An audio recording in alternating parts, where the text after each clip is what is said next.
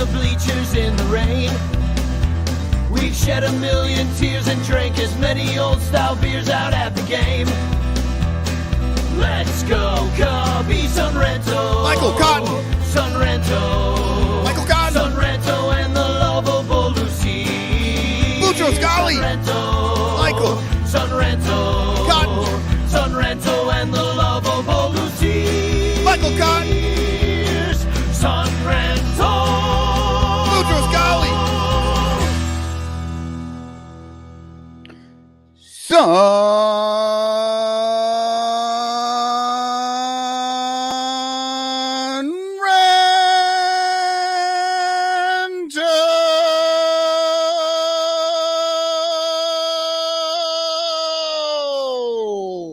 And his amazing dancing bathing suit. Hi, welcome to the Sun Ranto Show. My name's Danny Rocket.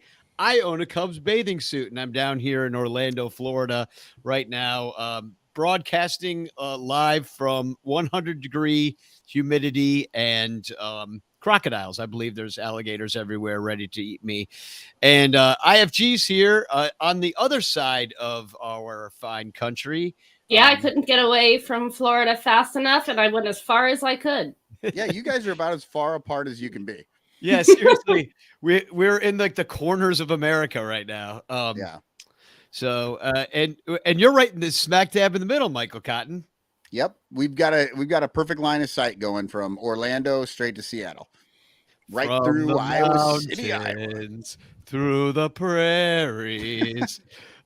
This is the Sun Ranto Show, brought to you by our 116 Patreon supporters and Blake Beard's tickets. If you want some incredible seats down the third base line, contact at the Blake Beard. Rogue Wave Creative is a sponsor of the show. Branding, graphic design, web design, and the Cubs PS Plus podcast and Northside Numbers Game. Thank them all for sponsoring the Sun Ranto Show. You too could become a sponsor of the Sun Ranto Show. Just contact me at sunranto@gmail.com and let's talk all about it. Hashtag chance in the chat tonight if you would like to win a Frank Chance postcard sent to you by me with a message of love and doom. And later on in the show, we might have a little Mai Tai guy. You know, he got into a little scrape at Sox Park. Did you guys hear about this? Yeah, I saw unfortunately. the pictures. Is he okay? He's on the mend. He had to get a couple stitches in his face. Some Sox fans got to him pretty good. And so he might be coming on the show in a little bit. He's at work right now. He's playing hurt right now. And but he said if he can get away, he's going to come on the show, kind of tell us the whole story and tell us how he is. Because all these people are asking me, how's Mai Tai guy? How's Mai Tai guy? And I'm like, I think he's okay. Let's have him on the show. He can tell us himself. So that may happen. I'm half promising. And also Billy Devore is going to be on to talk about the Reds who are coming to Wrigley to play the Cubs tomorrow. And tonight at the end of the show, we're going to give away the Patreon prize of the month, which is an In the Clutch shirt like this one, where Clark's flying the W. And we're giving away one of those to a Patreon member. One very lucky Patreon member will be giving one of those. If you want to join. Or you could have a shirt like this. Yeah, that's a good one. My Shy Feds, this is an In the Clutch exclusive. I don't know if it's exclusive, but. Very cool. I'm wearing a shirt. As long as we're showing our shirts, I've got this shirt from a Jake's right across the street from my house. It's Chicago style hot dog. It's called Jake's.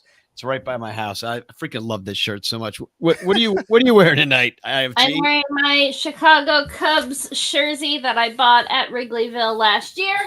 It is our very own Seiya Suzuki. Oh, that's very cool. That's very cool.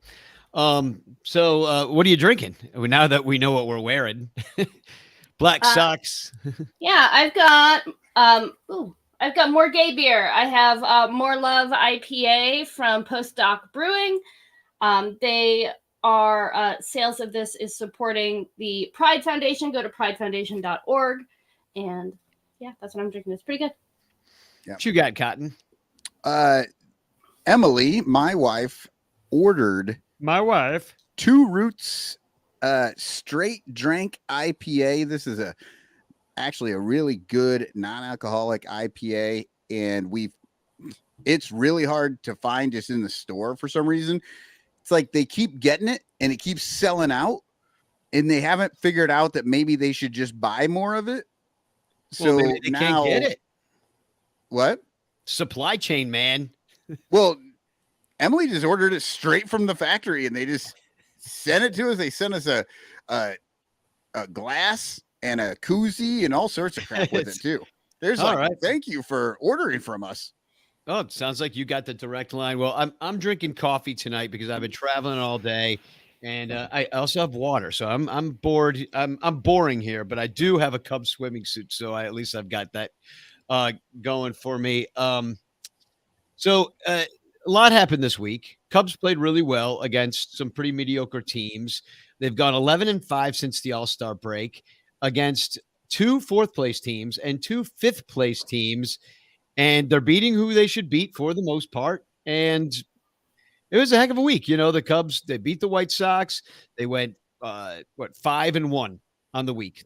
They played 6 games, and since we last spoke, and I don't know. Should I be excited about this? Like they said, they're not selling Belly. Like, Well, I was just gonna say the most exciting thing that happened was that the Cubs decided not to do anything in terms of selling, right? Like they have decided not to sell, and that non-decision, it's weird, right? Because like they made a decision to do nothing, and that's a good plan. well, they in my made opinion. they made the decision to do nothing, possibly based upon the play of the team since the All-Star break, and that's what I'm asking. Like IFG, are you excited about this team right now? Do you think they're clicking? Is the excitement showing on my face?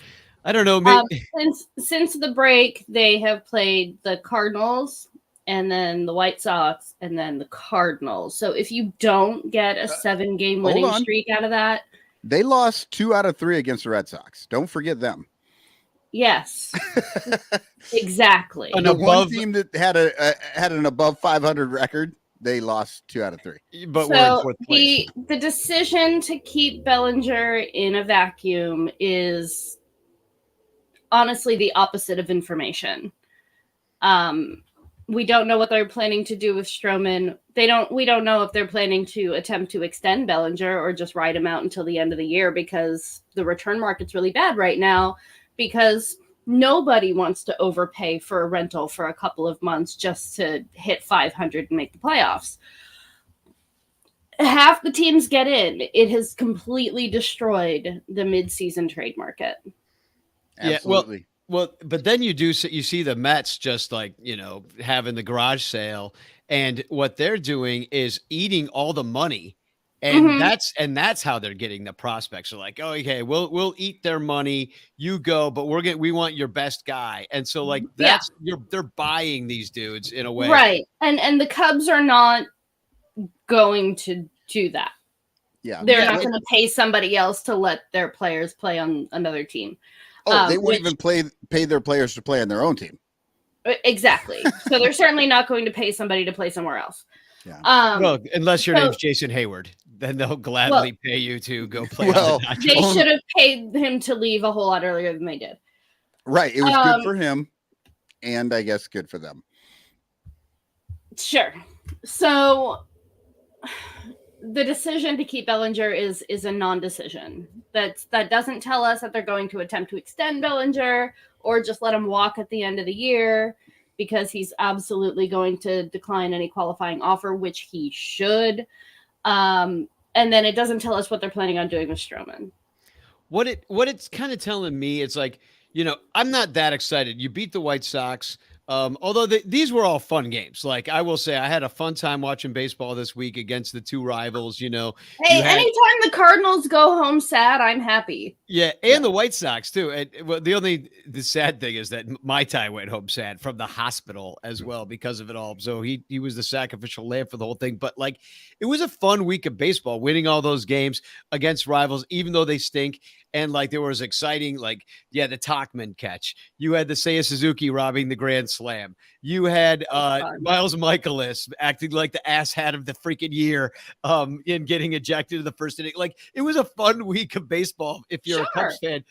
But we deserve fun baseball. Absolutely. So I'm totally swept up in the emotion of just that being fun. And like you lose today and you're like, okay, we ran out of steam. I understand. You kind of had a getaway day light up out there or whatever it was. But like, I'm wondering, is the Cubs winning all these games? Is that is Jed now convinced? Okay, obviously it just took this long for this team to click and come together because we were talking about how they weren't clicking, and now it made no sense. They're scoring more runs than the other team on average. Didn't matter. Run differential out the window. Pythagoras, you're the worst baseball historian of all time. But in the end, are they looking at the situation and being like, now this is the team we thought we had at the beginning of the year. This is the team that can compete.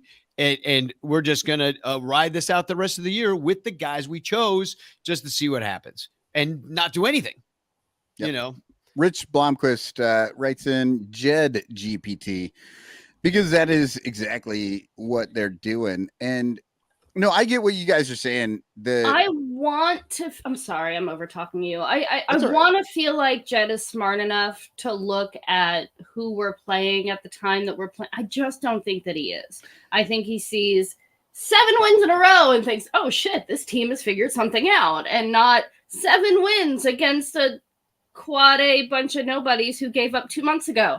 Like, I don't know that he's smart enough to realize what's going on. He couldn't get the Wilson deal done either, even though that was bonged by the Astros guy. But but I really do feel like sometimes we're paying closer attention than the people who are being paid to. Here's the thing. Jed figured out exactly what we figured out like 2 weeks ago. I've been saying this in the Discord for a little while. There are no trades for him to make that actually make this big league club better.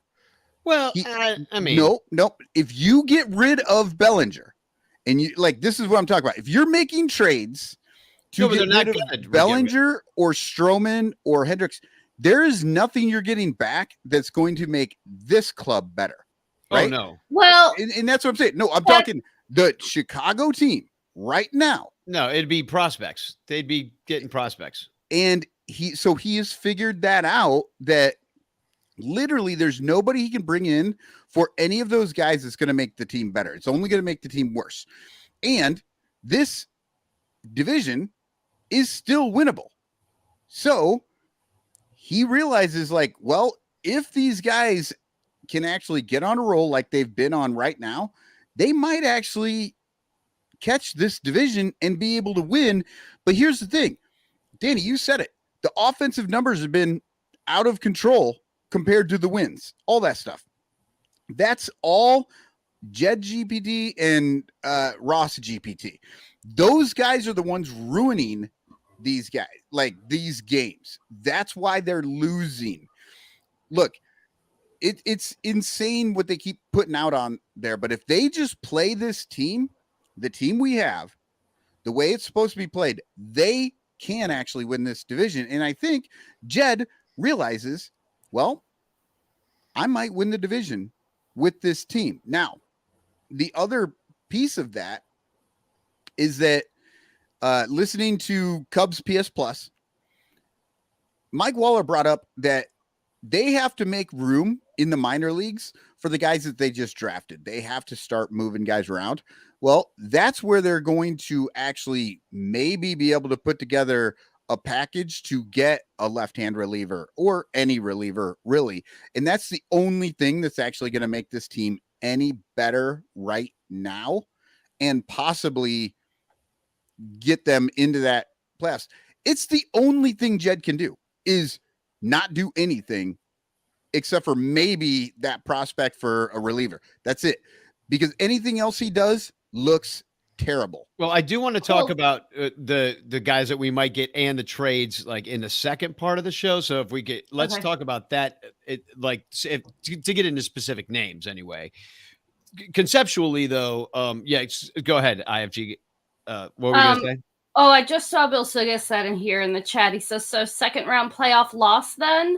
And I really do think that Bill, first round. Yeah. Yeah, What are you absolutely. talking I think that's a lofty goal. And I think that's probably the best we have to look forward to for the next few years. Yeah. It's the worst thing I've been saying too, that the worst thing that could happen to this team is honestly for them to make the end of season tournament, because that is what's going to allow Jed more time. They're going to give it, like, if they don't make it this year, if they finish in third like they are right now, cross your fingers. I'm hoping they jettison. Then something will have to change. Sorry, go ahead. Yeah, you're right. Like that, you almost want them to fail so that heads roll. But the problem, that's the worst part about being a Cubs fan right now. I love the winning. I love this streak. I am excited right now to watch these games, and yet I do not want them to save Jed Hoyer's job. I mean, I'm having fun. I think this was a fun week. Like, I loved like I said, Seiya robbing the Grand Slam. I loved the Michaelis moment. Sad stuff for Wilson getting hit in the head and stuff like that. And that's what resulted in all that stuff. But, but it's not like, really. I'm having fun. But he wasn't even hurt. No, and he was back out there the next day. But no, I'm just saying that, like, I'm enjoying that, but I don't trust this stretch of baseball as being like, we are back. This is what we were waiting for. Like, I don't think the Reds are going to be some like crazy buzzsaw coming in. They're not playing their best of the year right now. Well, if they are, I think that tells us everything. You know what I mean? They're like not. If they come in and just I think Cubs have an okay shot of winning the series. They're playing well right now. They're they have an okay shot of winning the series against the Reds. They have an okay shot of actually catching that team. But what I'm saying is, if the Reds come in and absolutely dominate the Cubs and the in Braves the series right after, then you're like, oh my God, we had no idea. Like, they are worse than we thought. Yeah, because the Reds already swept us, if you recall.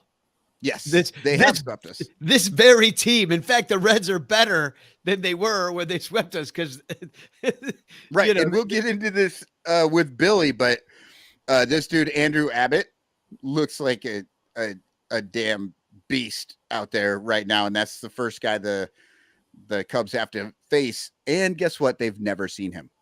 Yeah. He's a really good pitcher, and the Cubs have never seen him. Cool. Yeah, it doesn't sound good. Great. But before we get to that, are we going to talk a little bit about the games? A little bit about the White Sox here? Well, we get to, here's the only thing I really want to talk about in terms of the White Sox is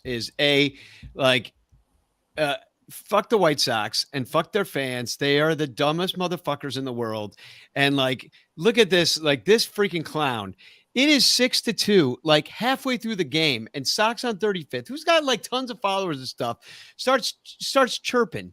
He's like, imagine getting blown out by a team that's 41-61, just enjoying it so much. Like, it was 6-2 in the middle of the game. Well, guess what happens? Cubs come back, win. This guy takes the big freaking L. So I just wanted to point out that, because like they were chirping the whole time that game, and I'm like, what are you chirping about? You're a terrible team. Your window is shut on your heads. Like, shut up. And like, they're just not nice to Cubs fans. So, and that was hilarious that literally everybody had the receipts and just kept piling on. And the White Sox were so bad that they traded Joe Kelly. They traded somebody else. They traded five guys the next day. Or not Lance Lynn, Lucas Giolito. Did they trade Lance Lynn? Yeah, no, Lance Lynn too. And traded, Joe Kelly they're trading Dodger now or something, didn't he? Yeah, and then Lucas Giolito. Yeah. They traded their entire team after the Cubs just like kicked their butts. And I'm surprised that Tim Anderson is still there, because he looks miserable, except for he hit his first home run of the year the other day. Did I see that? Ooh, I don't know. Year? Year.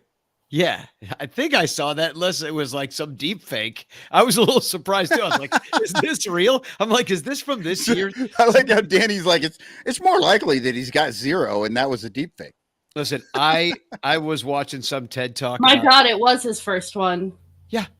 I of was the watching season. I was watching a TED talk about how like this is the year that you can never believe anything you see or hear anymore because you can fake somebody's voice, you can fake it's them talking, you can all of it can be fake.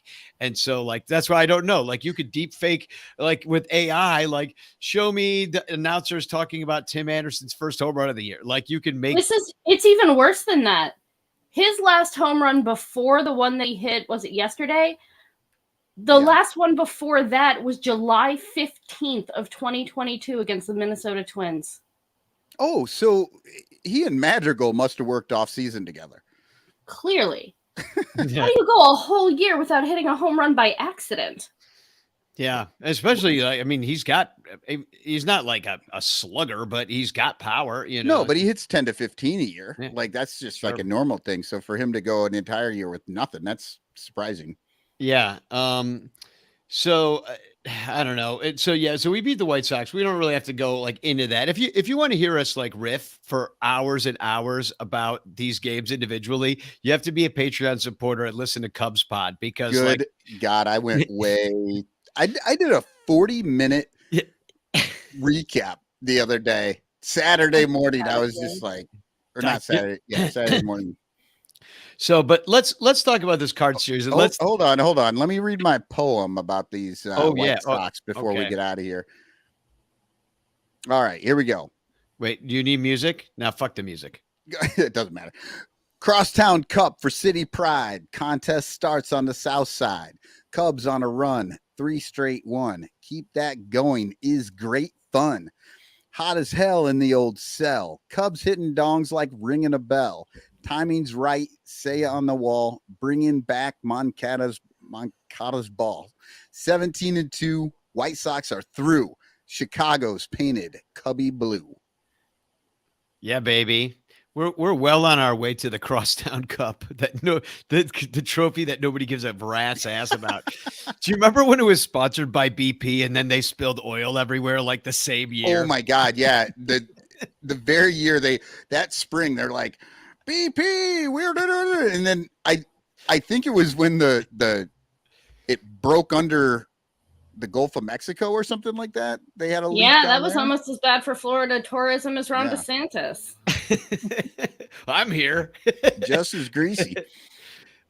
Right, but the reason you're there is because somebody backed out of going. Yeah, exactly. Yeah, I'm like third choice to be in this room right now, and we're your third choice of Cubs podcast, so we're pretty much consistent, if nothing else. But let's talk about Miles Michaelis. That was rat. So, I mean, everybody saw it, so we didn't even need to say what happened because everybody that's watching this show already knows what happened of him getting thrown out of the game after hitting Happ in the butt. But what do you think about the suspension aspect of it? I hate pitcher suspensions. Because when you suspend a pitcher for 5 games, that's one start. That's not an actual suspension. Unless it's a reliever. Well, unless it's a reliever, but we're not talking about that. We're talking about a starter. It's one start he's going to miss. Now, so it's not a suspension so much as it is a fine. He's getting fined 5 game checks. Yeah. Yeah, exactly. And he clearly already decided that he was okay with that at the point he attempted to throw a 5-ounce rock at somebody's head at velocity. Yeah, because first he buzzed him. Yeah, and that's the thing. He buzzes him, right? And I immediately thought, wow, what a dick. Like, giving a message, whatever, but, whatever, it's over. What was inappropriate? And then the next one, he doubles down and hits him. And I'm like, what are you thinking? Like, just the first one did everything you needed it to do. You didn't need to throw the second one, except for to prove that you could do it. I like what Brett Taylor said about it on Bleacher Nation. He's like, he throws the first one and then he hits him with the second one, but he's such a bad pitcher. He had to throw another one, or something like that. I just told the joke terribly wrong, but basically it was like he's such a bad pitcher. It took him 2 tries, basically. Well, I think JD called it a mishap on camera. That's what Ryan Dempster talks about when he hit Alex Rodriguez, and I think it took him 3 pitches. Yeah, he did. But Look he at got this, too. cheered. Miles Michaelis, I was looking up stuff about him, and they call him Lizard, the Lizard King, because he ate a lizard down at spring training. Just I don't know. I mean, Okay. it's what a weirdo. Yeah, and And nobody why did calls he? him Lizard King. And That's first, it was so obviously not intentional for Hap to hit Contreras with his backswing there. Like, yeah. it just Yeah. was. And that, so I can see that. I mean, I never think anybody should be throwing at anybody. You know, the beanball game is stupid. It just gets retaliatory. And where does it end?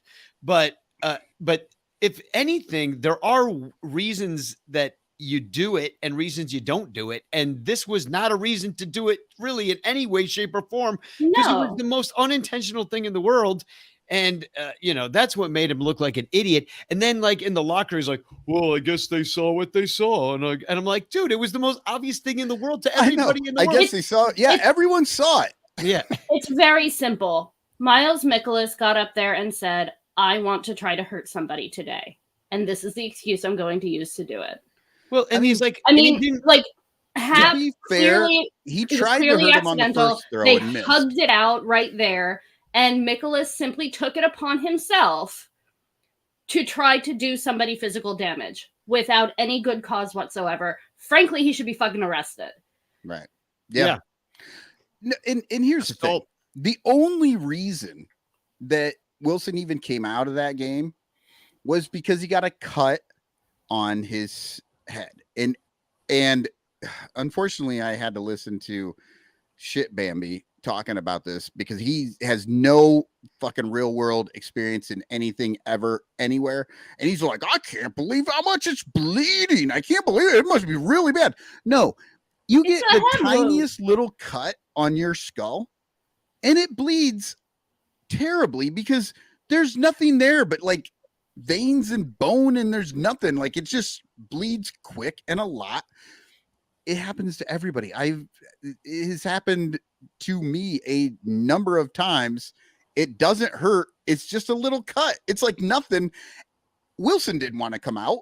the They just had Cardinals to do it because it was going to take too long for them to get that blood to stop. Yeah. And it's my understanding that the solve for it, like, he didn't even need stitches. They butterflied it closed and glued it shut, which I had done once Yeah. when I got into a bicycle accident when I was a Oh. kid, and it's really not that bad. I've never had stitches in my head. I was listening to Pat and Ron talk about that, and I don't think that Pat or Ron had ever heard of using glue to glue a wound shut like that, and That's adorable. he was laughing hysterically. He's like, "Hey, they used glue on his head." He was dying laughing. Really? They had You a whole think bit it was on- Elmer's glue? Yeah, they were laughing. They did say Elmer's. They thought it was Elmer's.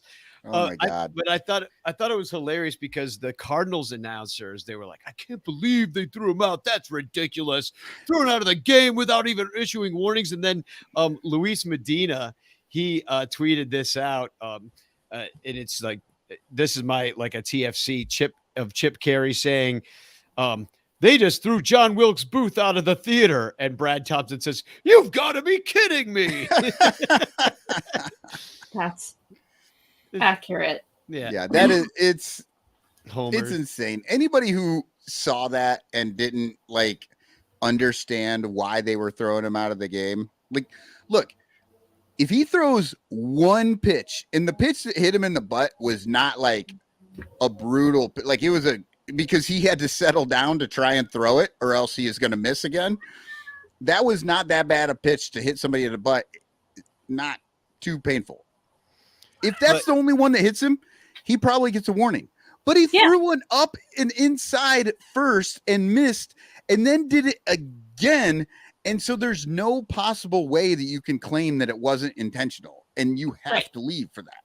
And this is a team in total disarray right now because that is the first game of the series. You're setting a tone. It's the first inning of the first game of the series. And then after that, the Cubs scored 3 runs in that inning. There were 2 outs at that point. They could have they just don't care about winning right now. And it was very obvious. And they ended up winning that game 10-3. And like, It was And over because- after the first.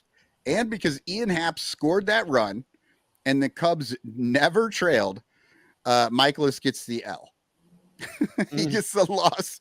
Pitcher wins, pitcher losses. He gets the loss on that one because he was a freaking idiot. He deserves the L for that stupid looking mustache, which I loved what you said, Michael, about he said Patrick Wisdom shaved off his mustache because he saw Michaelis looking like such an idiot that he's like, Very next Like, day. is that what that looks like? Ugh. We have been talking about Patrick Wisdom's stupid freaking mustache. He looks like an idiot out there. And he looks out there and he goes, oh my God, is that what I look like? Like, I don't know. Something dawned on him and he shaved it before the next game. And I am notably, generally, historically very pro mustache, but Patrick Wisdom, please don't do that anymore. And how about us getting our butts kicked by Lars Nootbaar? Just like that guy's just home. He's got our number for forever. The Cardinals, if anybody, they should sign him to a long-term extension because he will be a thorn in our side. Like leadoff homer just every time he plays. Like what the hell? 30% of all his homers this year have come off the Cubs. Yeah, he loves because it. he only has 10 and he's hit 3 against the Cubs. And he's one of those Cubs killers that like I kind of have trouble hating for some reason because his name he's is a nice Lars boy. Noot. Yeah, exactly. And they love him in Korea. And I hate him more Japan. because Japan. Yeah, I he hate played him for more Team because of Japan, the name. right? Come on. Mm-hmm. No. Okay. So I wish well, my let's name was talk Lars about Nootbaar. Lars Nootbaar and what his option, like how he got these 2 home runs in this game, because they bring up Wisniewski, right? Wisniewski comes up. He's gotten stretched out in AAA. That was the whole point. Get stretched out, start, get good, come back, right? They bring him back to start this game, and Nootbaar crushes him for a homer. Oops. Wisniewski was not perfect. He was not great, but he made it through the first 2 innings with only that solo shot. The first guy he faced, he sort of settled down. He got into it. It was all fine. But then Ross GPT says, no, this was going to be an opener situation. 100%. We do not care what's happening in the game. Doesn't matter what's happening in the game. It's 2 innings. That's it. We're not doing it anymore. And they pull Wisniewski. Here's my issue with it. The idea of having an opener is so that your guy that you want to take all the innings doesn't start the game against the first batter. I disagree that that's the reason, though. No, that is they want him to ease into the game without facing these guys right away so that they can get into the game more. Why not ease him in at the bottom of the order? Or why not ease it? No, that is the point. But why not easing him in at the top? I mean, he's got to face him eventually. I mean, I'm just saying, like, I think the point of an opener in many ways is so that you can get multiple guys to go multiple innings, and it's basically like a new way to say bullpen game. And then take a starter and move him to your pen and get as much as you can out of him because he is stretched out. Now, what I do agree with you on is that Hayden Wisniewski should have just been given that start and not been used as an opener. I would rather see him get that start and maybe even go with a 6-man rotation and do things at the back end of the rotation that we were saying they should do before the season started. Like, let's take this, let's do like openers, let's do this sort of thing. But I agree with you too, Michael, in that they do not watch the game. They're not, figuring out what's going on.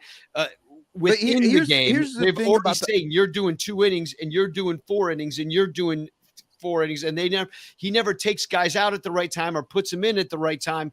Like he gives the dirty innings instead of the clean innings. It never goes well. Like they make Fulmer get the last out of the inning, then they bring him back out and he just walks everybody. Like, they do that incorrectly because I don't think there's no feel for the actual game. I agree with you, but at the same time, it's like, I want them to. So here's the opener idea is that you get a guy in there for only a couple innings and he can just fireball hard as much as he wants and throw his arm out completely to get through those first 2 innings, whereas a starter can't do that, right? Right. And you get through that the first 6 guys, hopefully, and then you get 7, 8, 9, and that's when your your second guy who you're hoping to go longer. He comes in, eases through on those guys, and then works through the lineup. That's how I think it's supposed to work. Yeah, But it's when your guy basically like trying to avoid first inning Kyle Hendricks. Yes. But then you get Wisniewski faces 9 batters and they immediately pull him. And that just puts Smiley up against Newbar, the start of the lineup anyway. And what does Newbar do? But go deep on him, like just home run. And I'm losing my mind. I'm just like, who makes that decision? Now, Danny, what you're saying is right. Wisniewski should have gotten that start. He should have been allowed to go at least 4 innings, and then you start to check what's happening in the game. I'd rather piggyback Smiley to get 4 innings. Right. And I'm agreeing. And then you get 8 innings out of 2 guys. And this is what I wanted to say. What I think the starter thing is about, or a piggyback situation. Maybe a piggyback thing is more like this: that you don't want the third time through the order. And, and I think they should do a piggyback and not an opener. And a starter is you don't want the second time through the order. I feel like, I know it's a little bit more of the religion side than the science side, but I really do think that whoever starts the game should be the one that takes themselves out. But what I mean by that is like, hey, if they're doing pretty good, maybe keep them in a little bit longer. Hey, if they're not doing all that hot, let's go ahead and pull them now. I think that scripting it out so that like he sees the order one time and then we're going to pull him. I don't know that is the best way to make the decision. Yeah. No, I think, well, and I know you have to plan ahead, like in some ways. You have to figure out, get the guy up stretching, tell him maybe before, hey, I'm thinking this today, that you'd face this guy well. I mean, I know they're having these conversations, but like, at least I hope they are, because we are, so they should be. But I don't know. I like the idea of the opener. I like the piggyback. I don't mind them doing that with the back end, especially because it gets Wisniewski's feet wet. If you can find the right matchups for him, if you can find the right matchups for Smiley, even team-wise, like, hey, Stroman does not match up against the Cardinals well. Now, we're done with the Cardinals this year, but hey, maybe never pitch Stroman against the Cardinals. Like, it's a bad idea. So whatever you have to do to line up your rotation that way, whether you skip a start or move him back or do a bullpen game or whatever you got to do, we've got arms like that. You've got Assad on this team. You've got Wisniewski on this team. Even Fulmer can do too. Now, he's a former starter, so you've got this, and they're just starting to do it now. See, now Fulmer is, in my opinion, an opener. Whereas Wisniewski is a piggyback starter, a piggyback /starter. Yeah, I'm just saying how you're using them. If you're going to use them in the first inning, you're never going Fulmer beyond 2 innings because that's not what he does. Whereas Wisniewski absolutely should have gotten another chance. Luckily, in this game, we had mustacheless Wisdom crushing a home run to cut a lot the lead of homers, in half. Man. Morel hit a homer, Happ hit a homer, Tachman hit a homer. I mean, this week, Gomes. Right. And then wasn't that the end of the game? Was that the game that Tachman saved? Yeah. Okay. We're going to have to break in real quick. We have breaking news here because we have my tie guy with us tonight.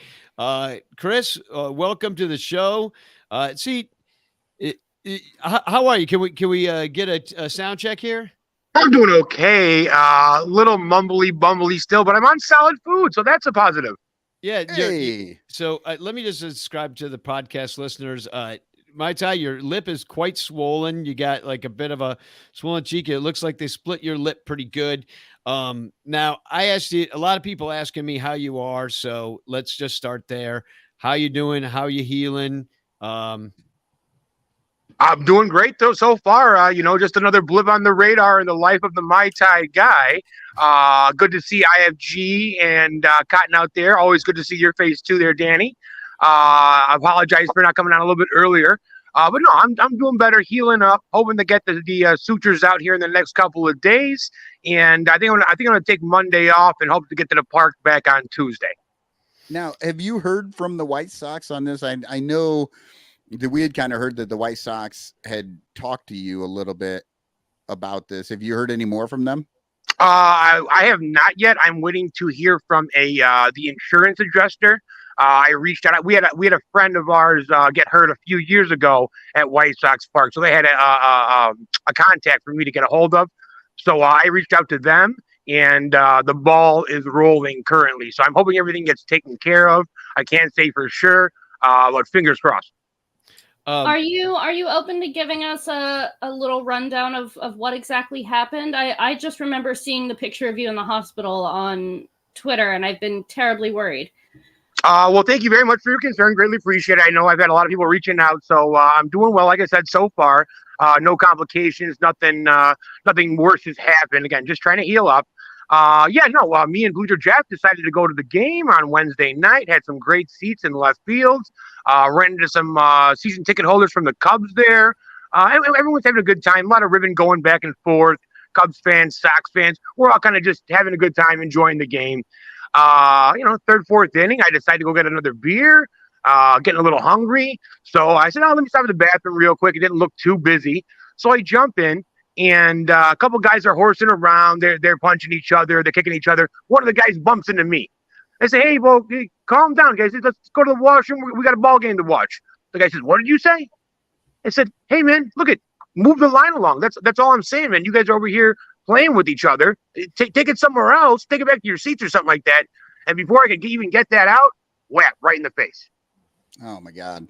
Man, and then so just totally jumped, blindsided, and just like it makes me so sad because it's freaking baseball. It's not like we're at like the boxing match or like some gladiator fight or something that's or like even a football game. Like I know they tend to get a little ruckusy there.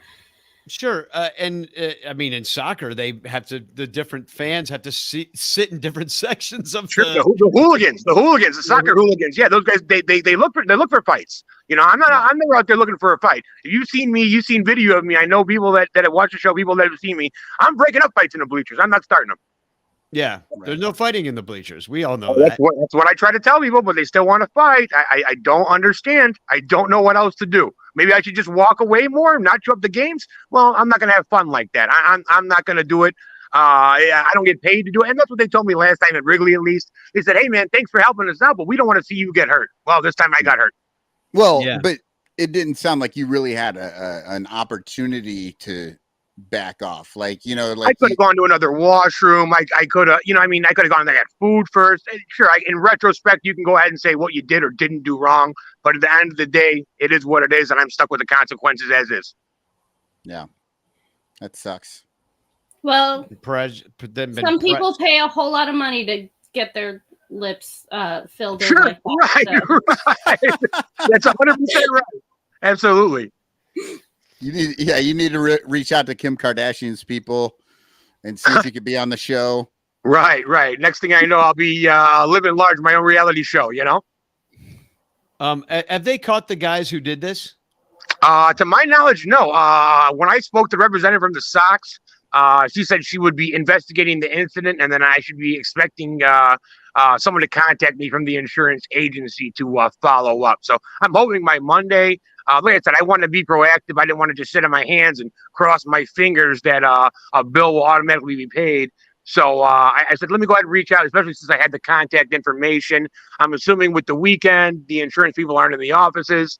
So I'm hoping for an email or a phone call on Monday. If not, I'm going to reach out to them in the afternoon just to go ahead and, again, start getting that ball rolling and not sit here idly. Yeah, absolutely. Well, I'm really sorry that happened to you. And just hope you just heal up, buddy. I just hate that this befell you, and fuck the White Sox and their fans. Hey, how about that? Well, I have a few friends that are White Sox fans. Don't get me wrong. That's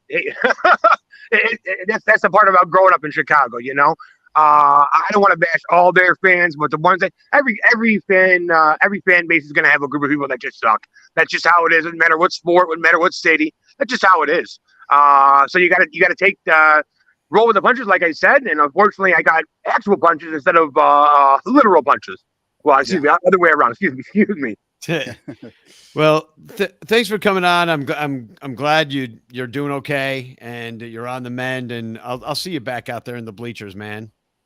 Sounds great. Thanks for having me on, guys. Really appreciate it. Best of luck to you all. Have a great weekend, and we'll catch up to you soon. We'll let you get back to work. Love you. All right. Cheers, guys. Love you guys. Thanks. Thanks, Mai Tai. Man, that sucks. But you're right. Those lip fillers, like I'm down here in Orlando right now. I see women by the pool looking like that, like all over the place. Restylane. Yeah, is that what that stuff's called?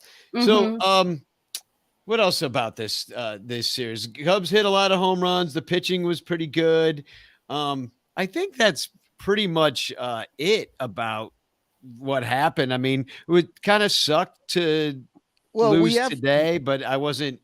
But we have to look. We have to look at this, right? Yeah, that's the Tauchman catch. Yeah, we got to talk about. I mean, it was so exciting. I mean, that was a walk-off. That was a walk-off home run right there. Yep. It would have been, but instead, and this what's amazing was it was a walk-off catch. And I mean, just the whole game switched on this. The Cardinals are ready to just pour out on their field and get excited and rip the jersey off of their guy, all that kind of stuff. And Tauchman just takes that shit away. Said no. Yeah, man.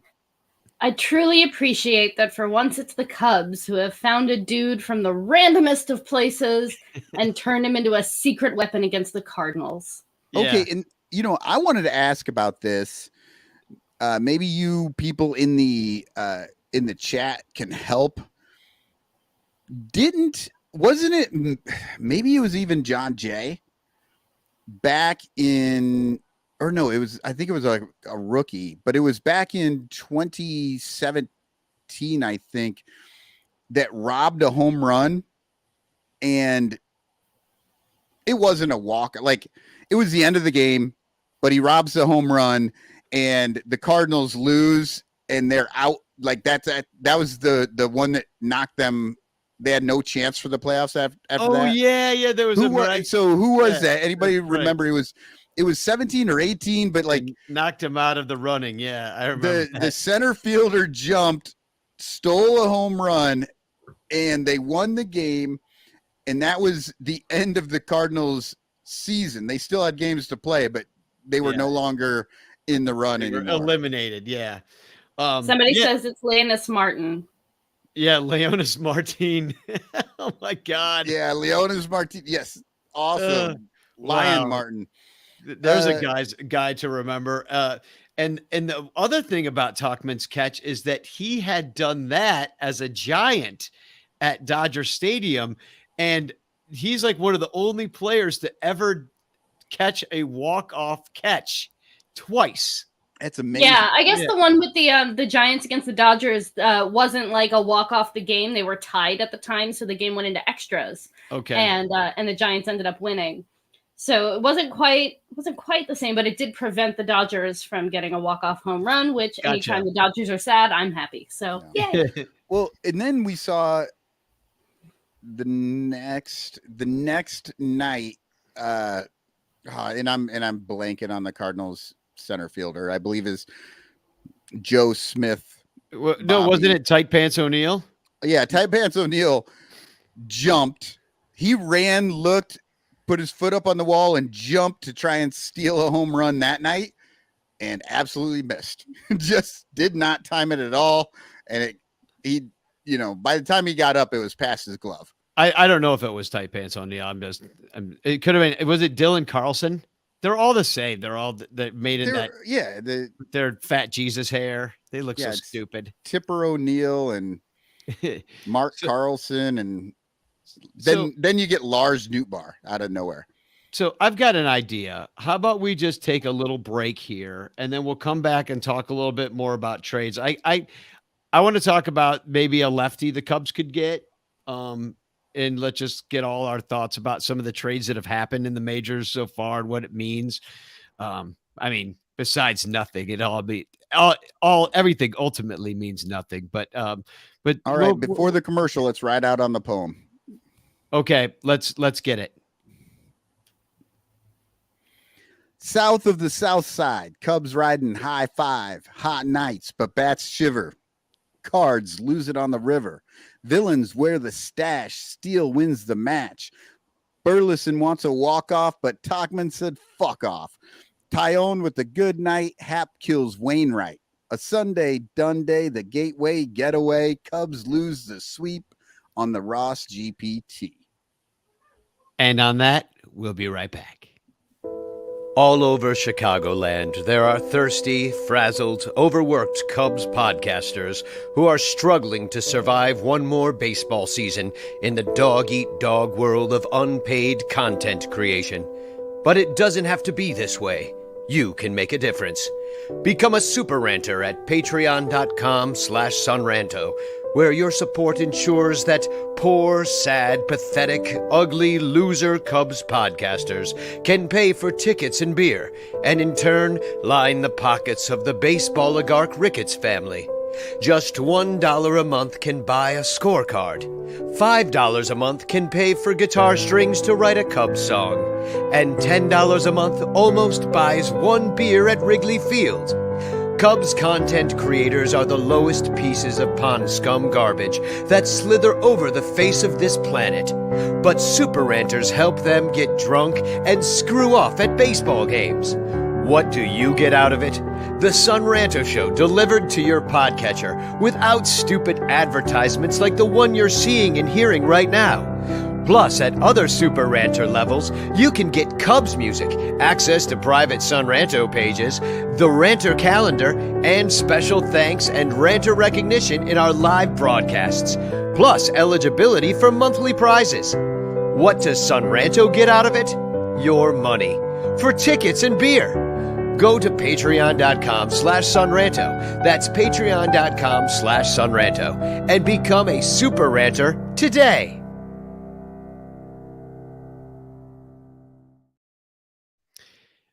And in the commercial break, I've just been told from our producer that, Michael, you have been traded to the new Nasty Boys podcast.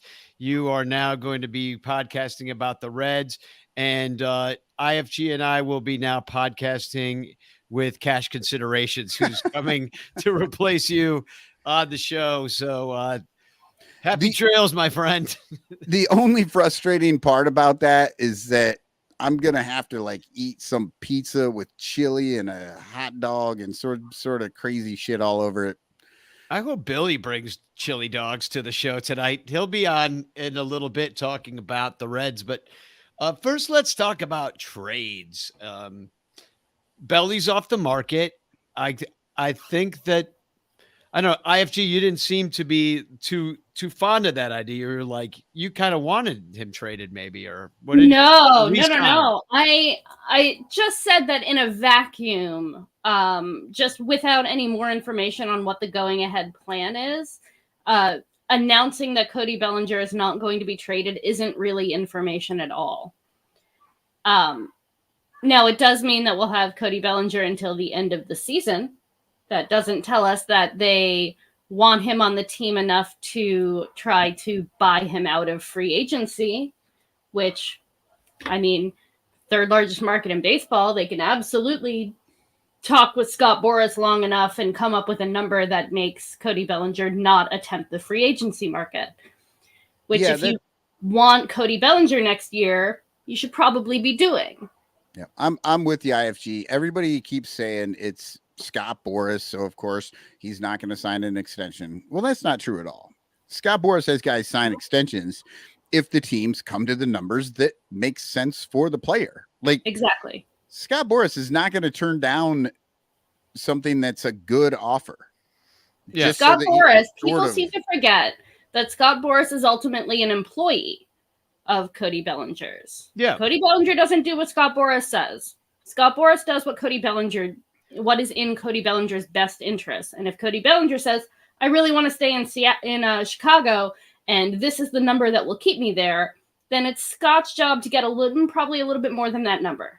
Well, and Bellinger's playing great in Chicago, so why would he, as a player, want to screw that up when it's going great at Wrigley Field? Right. He's playing well. He's having an awesome season, and why would he want to change that? I like what Alfie Campos writes in. Boo! I wanted prospects. No prospects for you. We have like 4 levels of minor league baseball. Go watch them. We have many a prospect right now that we need to see play out. Like, all you're going to do is have prospects blocking prospects. Like, I mean, if you were really going to get some high end ready for the majors young guy, out of Marcus Stroman or Bellinger, then, I think that maybe they'd be as good as Marcus Stroman or Bellinger. And we need guys like that on the team. So, exactly. What if we just kept Marcus Stroman and Bellinger and just bypass the whole prospect thing? How about that? That's the thing I've been hearing people talk about too. And I've been discussing this over on the Discord, and anybody who is listening to this, if you're not a Patreon member, that's why you don't know about this Discord. It is great. People have good, like, smart baseball conversations. We aren't yelling at each other. We're having heated discussions sometimes, but always very respectful. It's actually a really great group. And we're talking about these things, and people are saying, like, go get Candelario. It's like, why? We don't need a third baseman. What we actually need is a first baseman or a center fielder, so that then Bellinger can play one or the other instead of both. Instead of going back and forth, we get a first baseman or a center fielder, then that puts Bellinger in one spot. And then if they ever figure out, if you just put Morel in one position, he'll start to figure it out. Look at the game today. Yep. First hit to him, totally did not judge it right. He didn't know whether to try and catch it or to take it on the bounce, and it ate him up. Yep. Learned his lesson. After that catch, the Knizner ball off the wall that he barehanded and fired into Dansby and then to Horner and get Knizner at second. That was amazing. Yeah. And then the catch where he fell over the wall, like, he's an athlete. He's like maybe the best athlete on this team. He can play anywhere. I can't understand why third base is not one of the places he can play. He's scary out there. And I'll say this much is that, and this is a little off topic, but Madrigal, I thought looked great. He's really come around. He's really talk about learning to play third base. Like, his arm has improved. Imagine his footwork if you let the most athletic, most exciting, most fun player play as much at third base as they've let. No, I said Madrigal. I know you did. And I'm saying, if you let Morel do what Madrigal did, Morel would be that guy. If you had given Christopher Morel the time at third base that you gave to Miles fucking Mastrobuoni. Or who was that? Who's in the minors now, by the way. Who is that? The dude that we had last year that they just let play third base all the time. I don't even think he's on the team now. Oh, yeah, the guy from the McKinstry. They let McKinstry play third base for like a half a year. Yeah, just to give him a shot. They've given Morel 4 starts there. Yeah. But how about this though?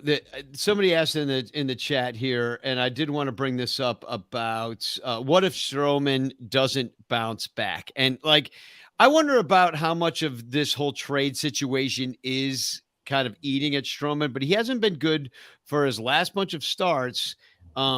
He's really been pretty bad. But to be fair, he was okay against.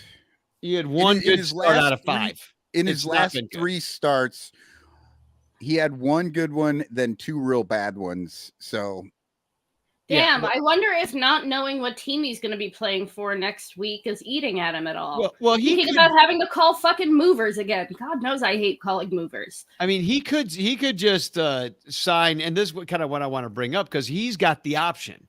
And if he plays bad the rest of the year, like, then nobody even wants that option. Like, he started out good, and then, who knows? He got a blister, and everybody's like, no, I don't want you anymore. Now he's going to take his $22 million option. He'd be back on the Cubs because that'd be the best deal he could get. So did you see the Scherzer deal that happened? And part of it was contingent on the fact that he would go to the Rangers as long as he would stay with the Rangers, pick up the option. And he was like, I don't want to do that. And then he was like, okay, fine, I'll do it. And then he did it. And he's going to be on the Rangers next year. Like, and the Mets are picking up a big chunk of that. Like, something. Yeah, like the Mets are basically paying Mets for are paying because they got a top prospect in the deal. Now, well, and also because Daddy Warbucks over there is Daddy Warbucks, and he's like, I already consider that money spent. Who cares? It's just money. I got lots of that. And sunk costs. Exactly. Yeah, exactly. He has actually come out and said that he views all of his existing contracts as sunk costs. So that lets anybody know who wants to trade with the Mets that they're going to eat salary. You're going to get a player effectively for free if you give up a whatever prospect. But I'm just wondering how that relates to the Stroman deal. Like, so the Scherzer not at deal, all, because we don't have people who are like, please take our player plus money and give us really good players in return. Yeah, because Tom Ricketts. We are going to get the mystery box instead. We're going to get, hey, I have a lightly used reliever who is not quite back from Tommy John surgery. Would you like this? Right. Absolutely. Bring him in. Let's we see have we got. lots of those. He can join the party. We got all these raw stuffed guys. You can pick up half of that contract and we'll give you this top prospect, or we'll pay for the whole contract and you can have your choice of our 4 Tommy John guys. So not only did the White Sox also trade everybody after we played them, but the Cardinals did too. They traded everybody as well. They traded 2 Jordans, a Hicks and a Montgomery. They traded them both. They traded. Well, we knew that Jordan Hicks was going to happen today when Mojo Romero. Yeah. Jojo Romero. Yeah. Is that the guy who got the save today, right? Yeah. The guy who got the save. He came out and they were like, first career save. Yep. They totally went into hug watch. Yeah. They had hug watch at the end of the series. And then, but Cardinals sold everybody. And the Marlins got David Robertson from the Mets in their garage sale that they had. So a lot of moves. My opinion, if the Cubs really are just going to go out there with what we have right now, it would really be nice to have a guy that wasn't Anthony Kay. I'm sure he's a very nice man, but I don't want him to be our sole lefty in the pen if we're really going to do this. Like, let's say we do catch the Reds, we catch the Brewers. We need another guy. I can see Billy in the green room right now. He's like, catch the Reds. What the hell are you talking about? What kind of show is this? So I was like, we need a lefty. So here's the lefties with expiring contracts. Number one, of course, is Josh Hader. Will Smith, Drew Pomeranian, who we used to call him Pomerantz, Aaron Loop. Anyway, the list is long. There's club options: Matt Moore, Andrew Chafin, Aroldis Chapman. He already moved. Wandy Peralta. If the Yankees, I thought maybe if the Yankees would be willing to sell, they're in last place, even though they're not out of it. Richard Blair, who I don't know who that is. He's got a Brent Suter, who I want to talk about him for a second. And then there's a bunch of other guys, Jarlin Garcia, Brad Hand, who the Cubs are linked to, Sean Doolittle, who I always wished was a Cub, Chasen Streve, who I don't know who that is, my old friend Justin Wilson. And then look at the bottom of the list, Daniel Norris. Remember when we had him? Oh, yes. I remember when we had Daniel Norris. I remember when we had Justin Wilson. Yeah. Neither of those guys were good. I remember when we had Aroldis Chapman. In fact, everybody talks about trading for Candelario, and he was part of that Justin Wilson trade. Well, here's the problem with the postseason tournament that they're going to do is that a lot of these teams need their lefties. Like, they're not going to trade them. They're going to stay on the team. And that's why the Rockies seem to make sense with the Brent Suter and the Brad Hand situation. So I just want to highlight that specifically the Brent Suter situation, because this is why this guy needs to come to Chicago. So Brent Suter throws with his left hand. Check. From Chicago, Illinois. Check. In his Jesus year, age 33. Check. Went to Harvard. Check. From Cincinnati. Check. So he's got friends when we go play there. So Yeah. Drafted by the Brewers in the 31st round. So he knows the Brewers situation. So Yep. check. He's an NL Central guy. We need to bring him back. I don't care what it takes. We need Brent Suter on the Cubs. Here's the thing, Danny. Here's the most important question. How many Tommy Johns has he had? I don't think if you any. say none, he's off the board. We don't off even want to look at him. The other person that we're linked to is Brad Hand, who also throws with his left hand. But he's not quite as good. He's got a 4.63 ERA. Brent Suter, he's got a 2.85. That's much better. But Billy Devore says in our private chat here that he's going to be a Red. But Brad Hand, I mean, he's a little, I don't know, also in his Jesus year. 33 years old, second rounder from the Marlins. I don't know. The only thing I can think of when I see Brad Hand is I was thinking about this. If you're here and I'm here, isn't it our time, Mr. Hand? Oh, is that Fast Times at Ridgemont High? That's Fast Times at Ridgemont High. The other person, and this is a question actually, do you think the Yankees would sell being in last place? They should. No, actually they shouldn't, because they're in last place, but they are still over 500, and they're still, I mean, they're struggling, but they're not terrible. Like, say in the chat too, should the Yankees sell? And if they do sell, should they sell us Wandy Peralta? No, if anything, if the Yankees are going to sell, it's going to be that soft sell that we were hearing about last week or whatever, because they're actually a fairly good team. They just happen to be in a brutal division. But that could turn around next year. They could actually pick up their guys that they need next year in free agency. There are options there. You know, it's like, it's weird because it's like they're in last place, but they're actually kind of a good team, whereas the Cubs have a chance to win the division, and they're not a real good team. Yeah. Well, that's why I don't know. There's a lot of teams on the bubble. I think the Yankees are one of those. I think it's very similar to the Cubs in that respect.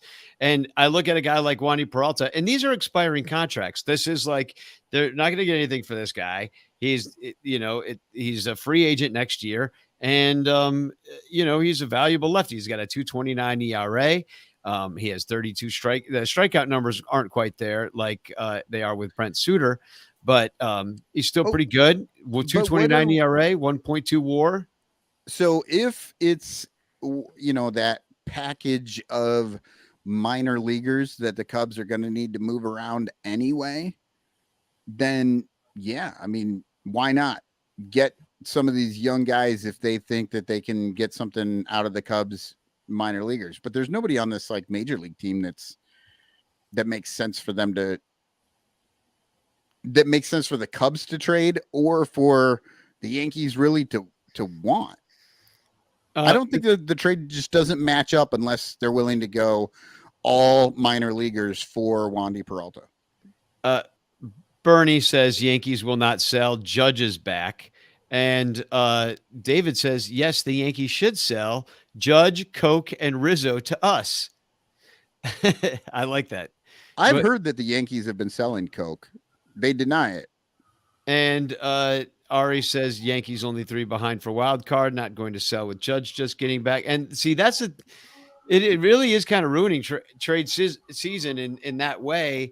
But trade season used end of season tournaments ruining this league. Here's the other part. See that coming. But trade season, this is kind of a new thing. I don't remember as a kid it being like, oh my God, here comes the trade deadline. And granted, it used to be earlier, the trade deadline, but it's been this late for quite some time. And it's just grown every year. And now it's like a national event. And everybody you got Brett Taylor doing the blogathon, and people are staying up all night, writing articles and talking about it and doing specials, and MLB's 24-hour news cycle of the trade deadline. It seems a little bit more hyped anyway than it used to be. Anyway, I think we need a lefty. Any other people on your wish list? I have a chaos scenario. The Mariners are saying that they might be willing to give up their closer, Paul Sewald, who still has a year left of arbitration after this season. Is he a lefty?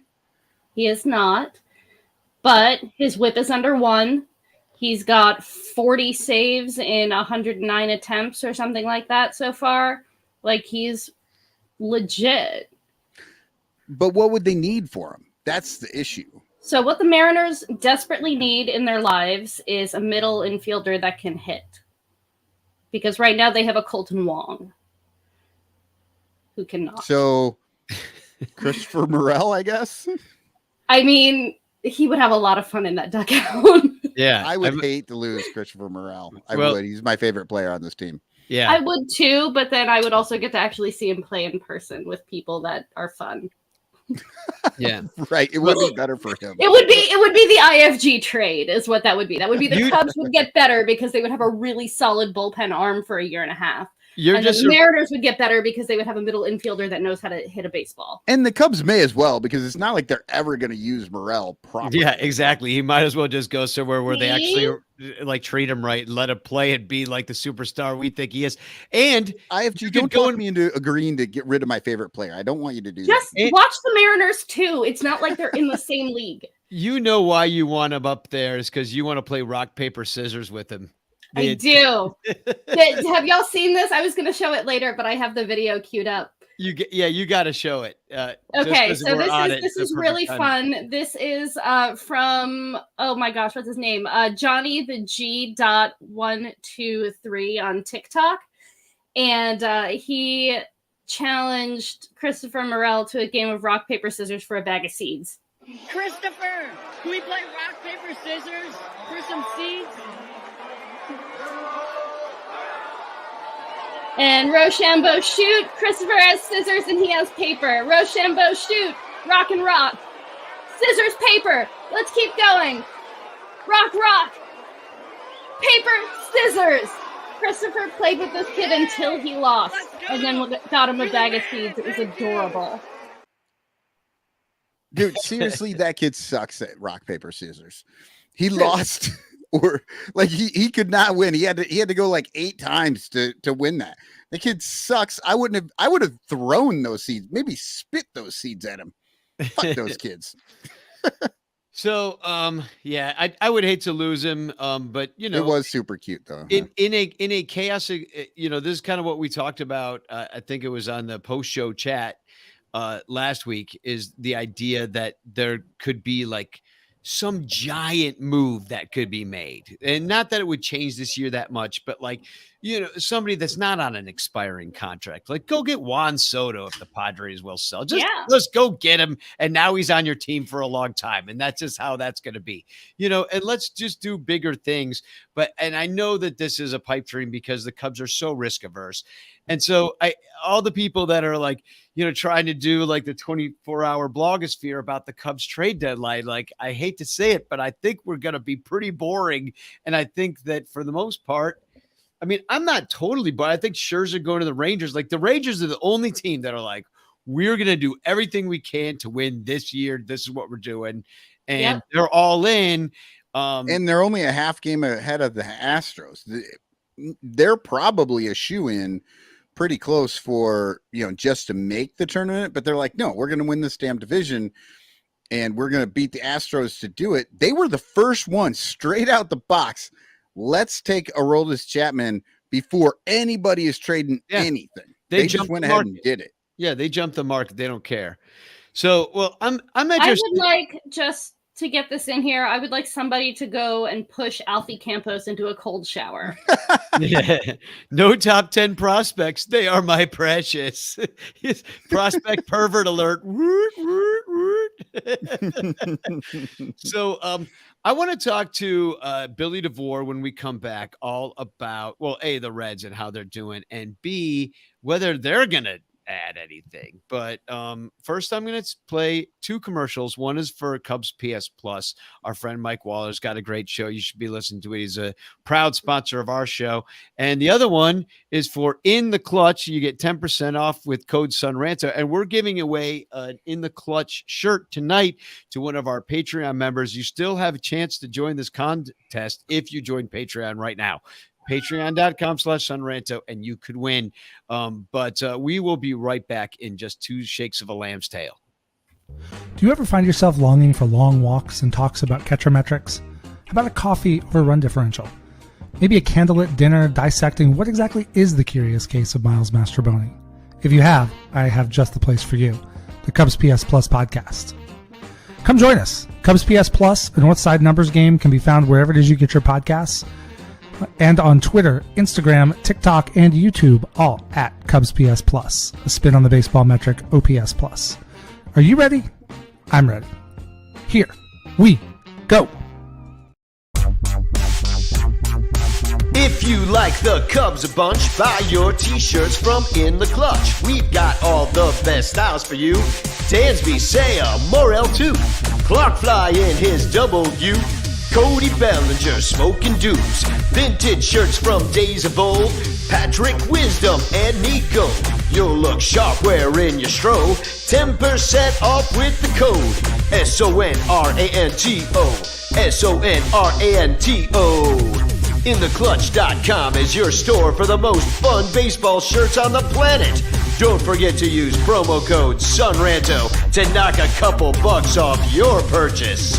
Stack or die, we need more cups. Get it all at In the Clutch. Cause if you like the Cubs a bunch, buy t-shirts from In the Clutch. Get it all at In the Clutch. Get it all at In the Clutch.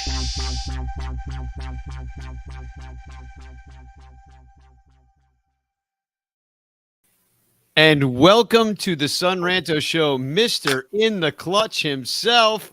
And costume change from IFG, who now has an In the Clutch shirt on her. That's how hot it is these days. We are just sitting doing a podcast, and she sweated through that jersey. So welcome, Billy Devore from the New Nasty Boys, very funny comedian and Reds podcaster, sitting near the top of the division, more near the top of the division than the Cubs anyway. The king of the Sky Rosa. I don't know. I'm sick of it. I'm sick of introducing you. Welcome to the show. Hold on. We're in first. It's over. We're in first. It's half a game. We're in first. Up. Yep. We're in first. We took 2 out of 3 from the Dodgers at Chavez Ravine. Yeah, dude. And baby. And the Brewers have lost 3 straight. Yeah, because the Brewers suck until they play the Reds. They were going into that series. They were 6 games under 500 since May 23rd. And then they took, or April 23rd. Then they took, they went 10-3 against us. So that's great. It was awesome. So you can't beat the big brother.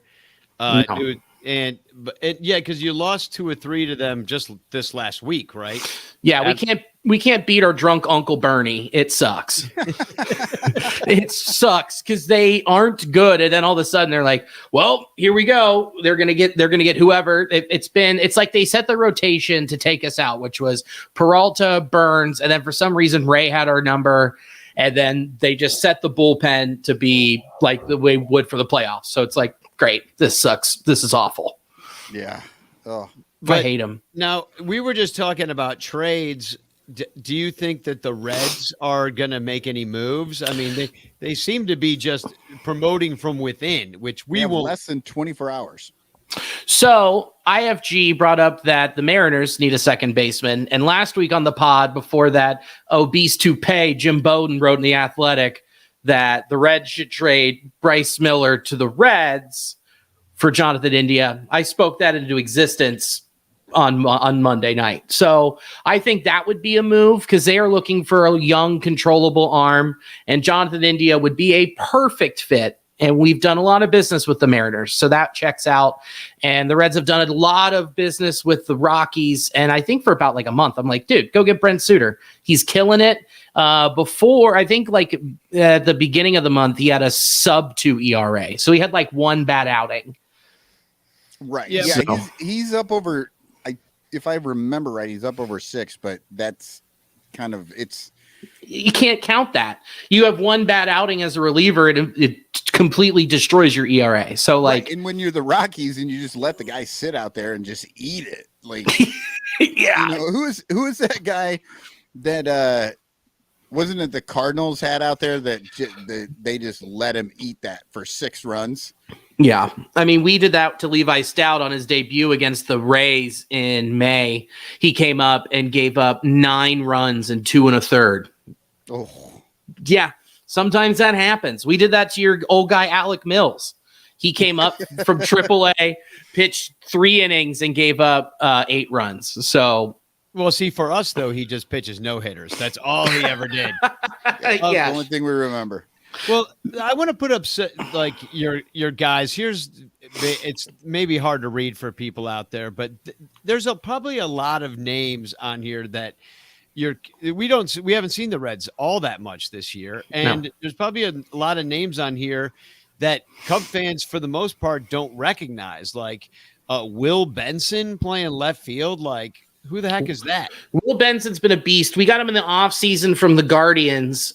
We traded Steve Hajar, who we got in, I forget which trade that was, but flipped him, and he was complete dog shit to start the year. He looked lost. He was batting .088 before we sent him back down.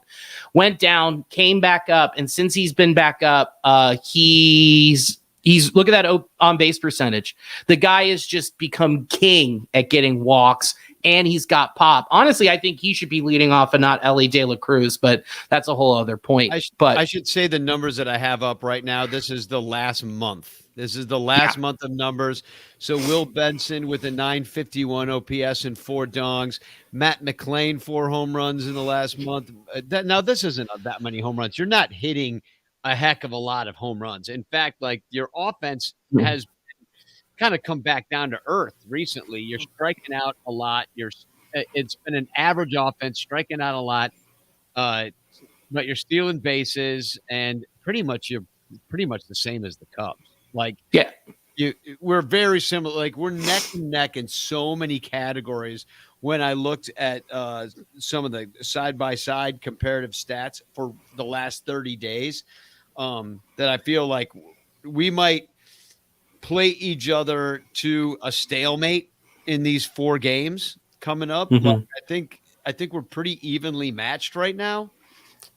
It's our veteran average guys versus your young guys who are trying to be good, and we'll see who, because like we're facing, who was it? Abbott. We've never seen him before. He's a beast.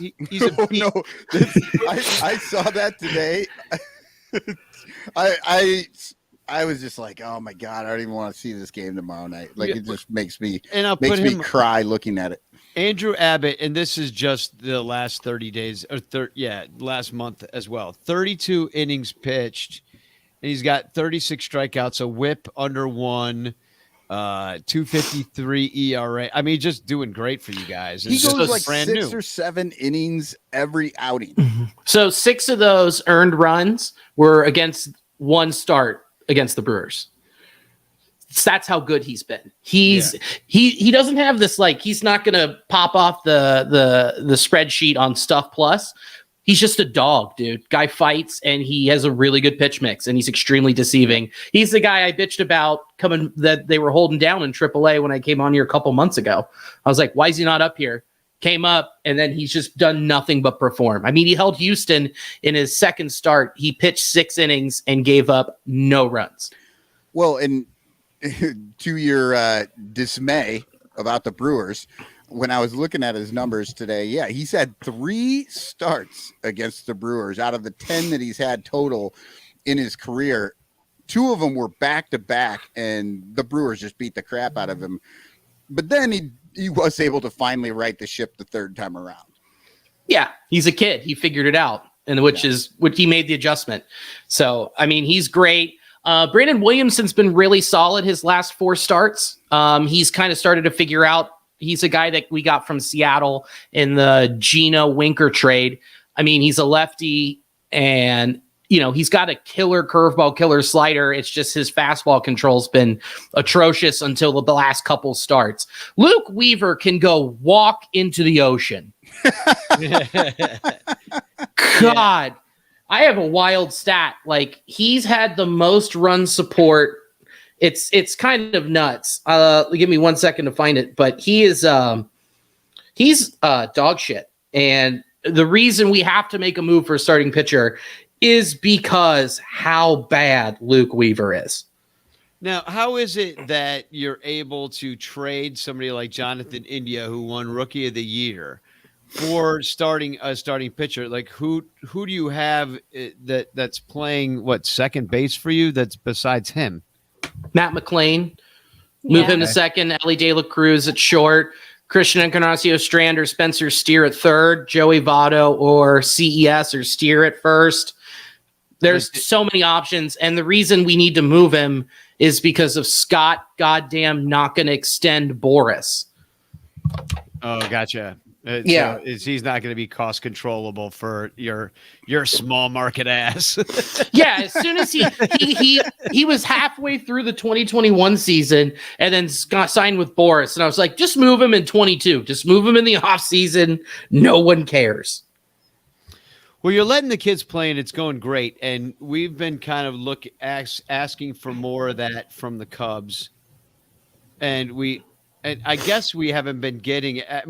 We've been kind of getting it here and there in like small doses, but it certainly hasn't. Like, I would kill it for a situation like if Matt Mervis would have come up and hit like 25 home runs and taken over first base. We didn't get that kind of performance like you guys did from your Ellie De La Cruz. What a fun and exciting team that you have going on right now. Like, I'm not rooting for you by any means, but I'd rather you guys than the Brewers. I could see a point in the end of season tournament where I may start cheering for the Reds, but it's going to be a while. Well, the thing with Ellie De La Cruz, he's extremely exciting. I mean, he stole for the cycle. He's hit for the cycle. But if you look, that chase rate, he's like, yeah. His chase rate is dog shit. I mean, he swings at anything low in the dirt. He chases every slider. His swing's a little long. And it's like, yeah, he can go out there and go 3 for 3 with a walk, 2 singles and a homer, steal 2 bases. But then for a week stretch, he'll be like 0 for 17. It sounds a little bit how Javi Baez was in his first couple years with the Cubs. It takes time for the kids to grow up. I'm not mad at that. Yeah. No, and the kid's 21 years old. Who was making good decisions when they were 21? Not me. I can tell you that for sure. No. Yeah, and then who's this guy, Lively? Blake Lively? Well, Ben Lively's journeyman. God, he's actually been pretty solid, man. Like, he's up. He's got his ups and downs, but like, he's filling a role that was supposed to be occupied by Hunter Green and Nick Lodolo, but they're hurt. Oh yeah, that happens with young arm. Yeah, they're not dead yet, thank God. They'll be back. Supposedly Hunter Green's going to be back mid-August, and then possibly late August for Nick Lodolo. Okay. Well, speaking of guys who came back from the dead, Joey Votto returned, and I have been listening to your show, the new Nasty Boys, and it sounds like he's been a little erratic, but doing some fun things and then disappearing for a bit. 6 homers last month. Look at that OPS, dude. 798. I mean, he's completely changed his game where he just wants to get lift and hit dingers, and he's saying, screw my average. And you know what? That's fine. Whatever. If you want to do that in your last year in a Reds uniform, have at it, dude. You've earned it. Yeah, I freaking love Joey Votto. Like, He's Anthony Rizzo should have been that for us. Oh God, yes. He should have been the lifelong Cub and, just kind of taken over it and that situation and just kind of like died in the uniform. But, is this his last season on this contract, or does he have? He's done, right? After this year? I think so. Yeah. But then what? Do you think he goes somewhere else? Joey, so the deal with his contract, this is last year, and then the next year is a team option for 25, $7 million buyout. If he negotiates, and like, look, we'll give you like 13 and a half. He'll be like, sure, I'll come back. But I don't think he will, and I think this will be his last year. Then he'll probably just retire because he doesn't want to go anywhere else. Yeah. So let me give everybody the matchups for this week. We got Abbott versus Stroh. We already talked about how great Abbott has been doing for you, and Stroh's been really terrible for us. And they said Bellinger's off the market, but they did not say Stroman's off the market. So this could be his last start in a Cubs uniform. He might not even start. Who knows? We'll see what happens. Then we have we are on Hug Watch all night long. Blake Lively versus Justin Steele. Gossip Girl himself up again. And then, Justin Steele's been doing great. We didn't even talk about his start. He did great. The Cubs won by so much in that game that it didn't matter that Steele pitched well. Then Williamson, who you're talking about, doing pretty well for you. But he's got a 448 up against, I guess it'll be Smiley or that opener situation. We'll see what that looks like. Could be Assad, could be Fulmer, we don't know. Oh, give me Fulmer. That'd be fun. No, you'll have fun with him. And then Jared Weaver, who we'll have fun with against Jamison Tyone, who is somehow good again. And we're not sure how, but we're going with it. He got sick of being verbally abused on this podcast. I think that's right. I was the only I pointed it out. I was the only one. I said he's leveling off. I did not predict him being as good as he has been in 2 of these starts, but only 2 of them. He's kind of up and down, but I was the only one. I want credit for not hating Tyone when everyone else did. You're not getting credit for liking a guy with an ERA over 5. But I looked at what he was doing, and I saw him like, look, this guy is not so terrible. And everybody was like, that's not what you said, though. You said you can plan for somebody being consistently bad. Yeah. You can plan for somebody being consistent. Yeah, you're like, we're going to lose that game, so we might as well. No, I thought you could plan to win it, and he's actually just gotten better. But I was pointing out that he was getting better from that May where they tried to fix him and they ruined him, and now he's finally getting back to where he should have been maybe to begin with. Well, that's the same with the Reds with Luke Weaver when he goes out. They're like, we're gonna lose this one. Then the offense scores 9 runs. They're like, we can't let this guy walk or lose. Well, I think we can all agree with Joey W here in the chat. Just fuck the Brewers. Exactly. We can all agree. And I did want to bring up one more thing to you is that David Bell just got a 3-year extension. Good. Now we are here in Cubland. I don't think people are too happy with Ross and how it's been going. And for all sorts of different reasons. I don't think any fans are real happy with how it is. But you guys are happy with your manager. The manager doesn't it doesn't matter on the field. What he has done is him and Nick Kroll have completely changed this organization, how it operates from low A, rookie ball, all the way to the bigs, and let them join the 21st century with pitching development, prospect development, as you can see that it's working right now. I mean, so yeah, you extend the guy who got all the right pieces.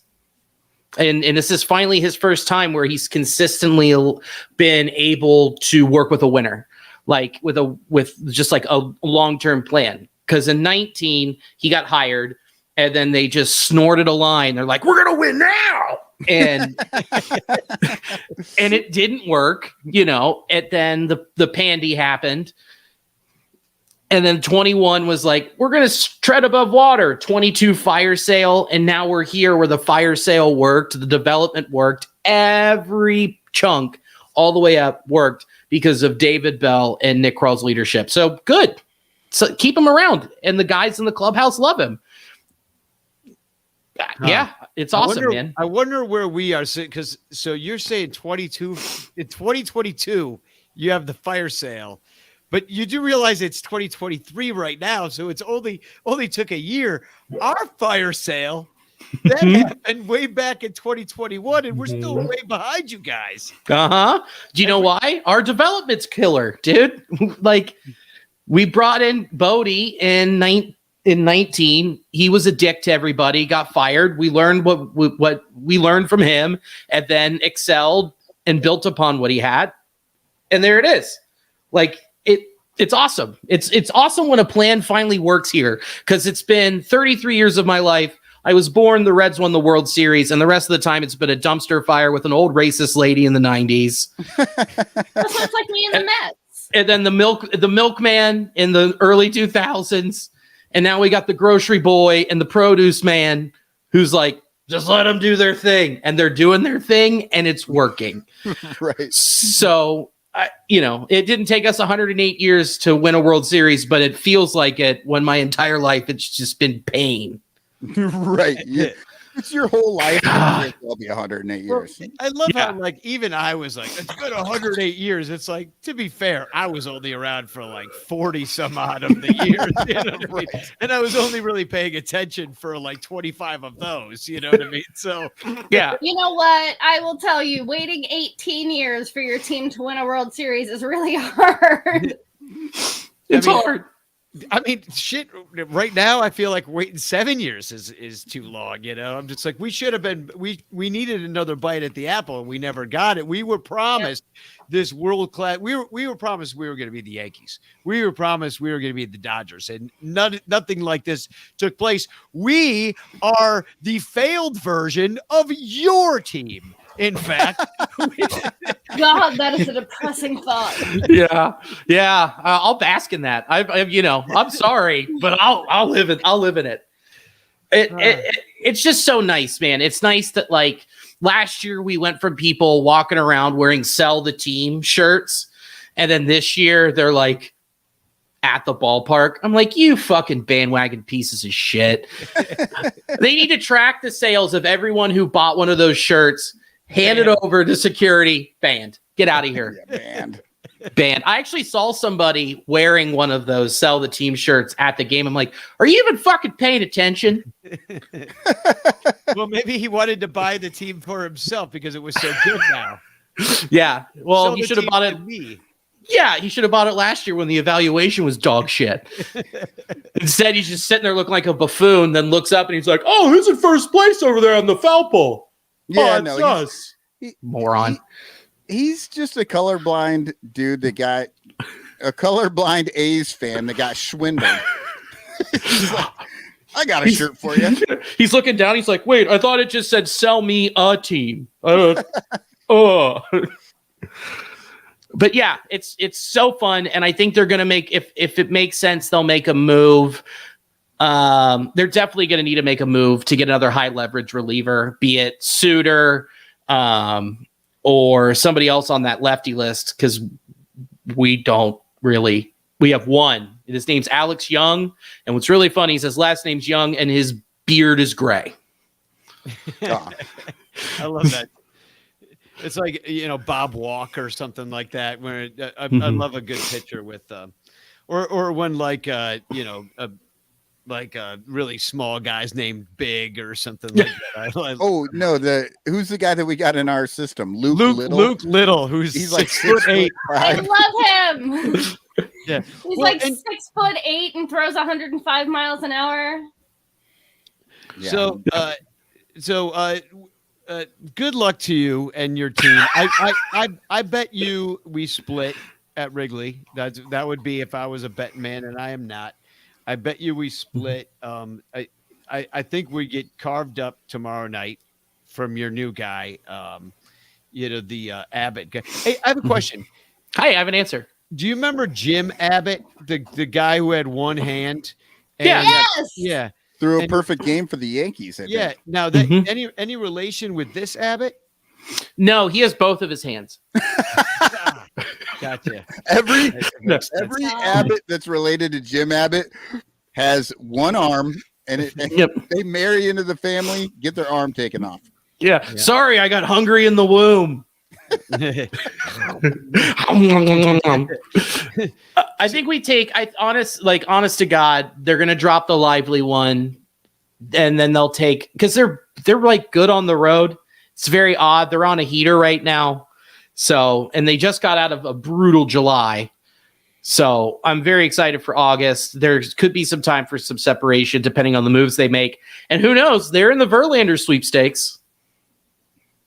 Yeah, I mean that's what I'm wondering. Like, will they make a big move? I mean, are they just bidding up some prices? Or are they just making some phone calls? You know, it's like Nick hard to know. Kroll came out and publicly said, "Hey." He didn't start by saying, "Hey, listen." No, he said, "Hey, you guys, bastards. hey, listen to me." And it's like, you have a mic, dude. Chill. Nick Put down said, that skyline. Listen. Nick, listen to me. Stop chugging chili. He said, with the fans coming out and the increased revenue that the team has made since people are coming to the ballpark, we have a lot more financial flexibility to be able to make some moves that we wouldn't have been able to make in the past. So keep on coming out. Keep on coming, and we'll get you a little shiny toy, little Reds fan. Yeah, he's just sitting there going, "Money, please." Yeah, raising the price of the skyline in the stands. La Rosa's pizza is now $9. Like, oh yeah. Oh, they raised ticket prices pretty quick. It was aggressive. My mid-season. my Fioptics ticket that I normally get, which has that $9 voucher that Danny and I did, went from $19 to $33 in a week. I was like, really? Fuck. Wow. So, And it's a special. It's the special. They still have the 3-2-1 Tuesdays. That's great. So, like, it's a part of winning is that they're like, well, we got to capitalize. So, not to change the subject, but I'm going to change the subject that we're going to finish this show, and then we're going to go on over to the Discord and have a little post-show chat over there. So hopefully you can join us over there. I know it's pretty late over there on the East Coast. I'm actually on the East Coast right now, but I wanted to. This is a clip that IFG wanted to share from the Japanese old timers game. Yeah. So it's called the Suntory Dream Match. They've done it every year since 1995. So Suntory, it's a beer, whiskey, like liquor sort of company. They have old retired players come. They split them up into the Suntory Premium Malts and the Dream Heroes. And this is the nastiest pitch I've ever seen in my life. This is being done by Hiromi Makihara, who is 59 years old. And he once threw a perfect game in 1994 for the Yomiuri Giants. And unfortunately, it looks like Alex Rodriguez was calling what's behind the plate. But here we go. Take a look at this pitch. It's a lot of fun.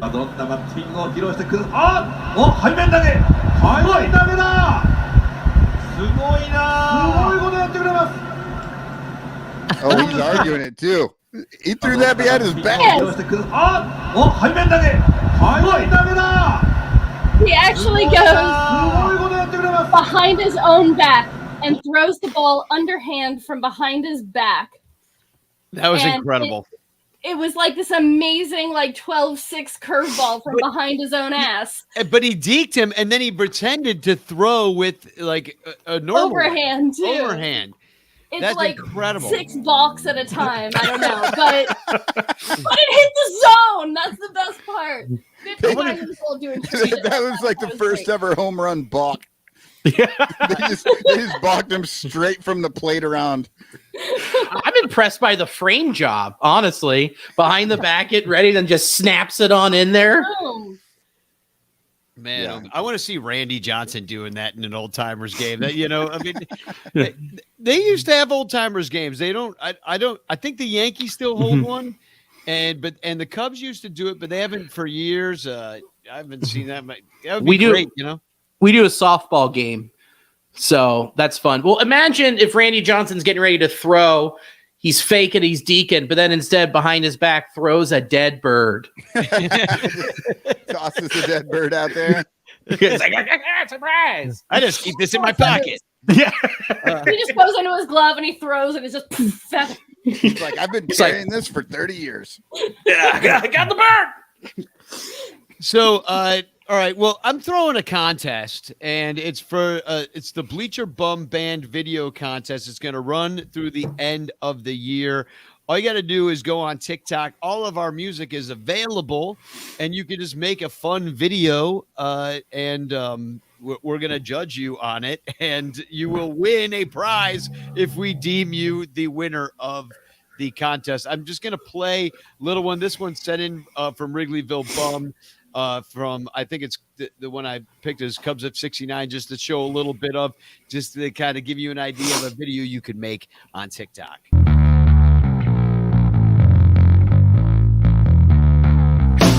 They got castigated by Leo the Lip.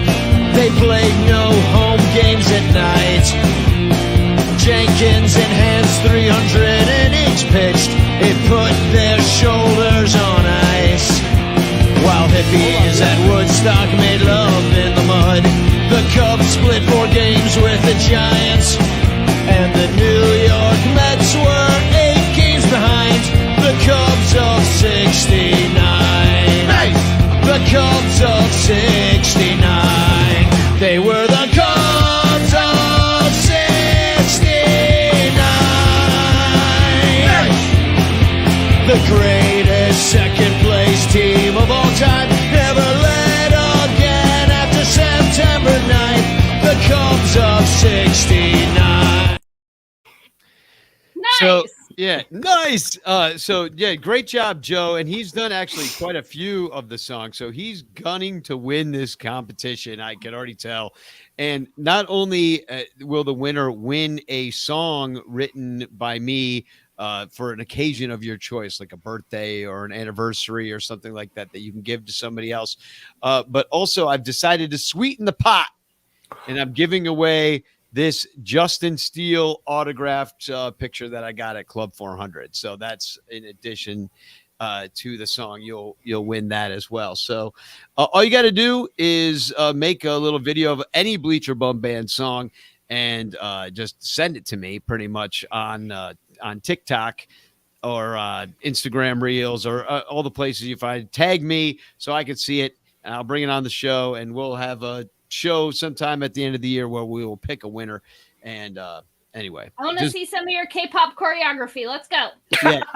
Yeah, I know. Yeah, for the listeners, it was a bunch of awesome pictures of the 1969 Cubs and old Cubs teams in that video. So it was like a homage to the Cubs of 69. Yeah, Nice. It was really cool. But you can do whatever you want on this, which is why I was like, hey, where are the dancing teenagers? Because that's actually what I thought what I was about to see. I thought I was going to see Wrigleyville Bum doing, like, I don't know what they do. They doing the monkey. Is that what the kids do today? They do the monkey. I don't know. They do all sorts of weird The stuff. hippie shake. What's the one where they're doing like this and then they tell truths about themselves or something? I don't know. So the kids are doing the Charleston, I think. So we do the Chicago Rag. The team of 1869. So Funny priest to do. We are throwing it. Now this is quite the segue, but we're throwing a memorial for our friend Dan in the bleachers, where we're gonna do the Dan Nielsen rag. We're gonna honor our friend who would actually think that was very funny that I just said that. Because he was a funny guy and he died. And so we're all going to get together and we're going to enjoy each other's company and honor him on September 20th. I have just dropped the link to the Facebook event in the chat. And I also want to thank Todd Burkhart because he texted me today. He's one of the Bleacher Bums. And he's like, hey, that thing you're throwing on the 20th, do you need a bleacher ticket? I got an extra one. I go, I'm going to give it to, I'm like, if you got an extra one, I'm going to give it to Dan's mom. So that all worked out great. So now we're getting Dan's mom into the thing as well from Todd's donated ticket. So thank you, Todd. And I freaking love Cub fans. We're the best. And if you haven't, here's what's going to happen at that event. Buy a bleacher ticket. We're all going to just figure it out. We'll find a section. We're going to sit there. And if you've never used SeatGeek, I always forget to say this. If you've never used it before, first-time users can get $20 off any order of 50 or more if you use the code SUNRANTO. But if you've already used SeatGeek, then you don't get that.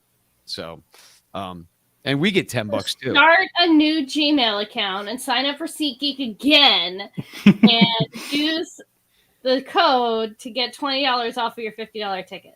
And then we'll get $10, and then maybe we'll get like $50 total. And then when Christopher Morel gets traded to Seattle, I'll send that to IFG so she can go see Christopher Morel and cheer him on like I used to at Wrigley. Exactly. Yeah. And then he'll be like there and adorable with Gino being all cute in the dugout. You're making me Get sad. Gino. And then I wanted to wish a happy birthday to the inventor of the pillow mitt, Steve Trout. It is his birthday today. I did give him a text. Did he ever send you your damn pillow? No. I was just going to mention I didn't get the pillow yet, but I'm sure it's just lost in the mail somewhere. And, Yep. The price includes shipping. Because he's not shipping. Ostensibly.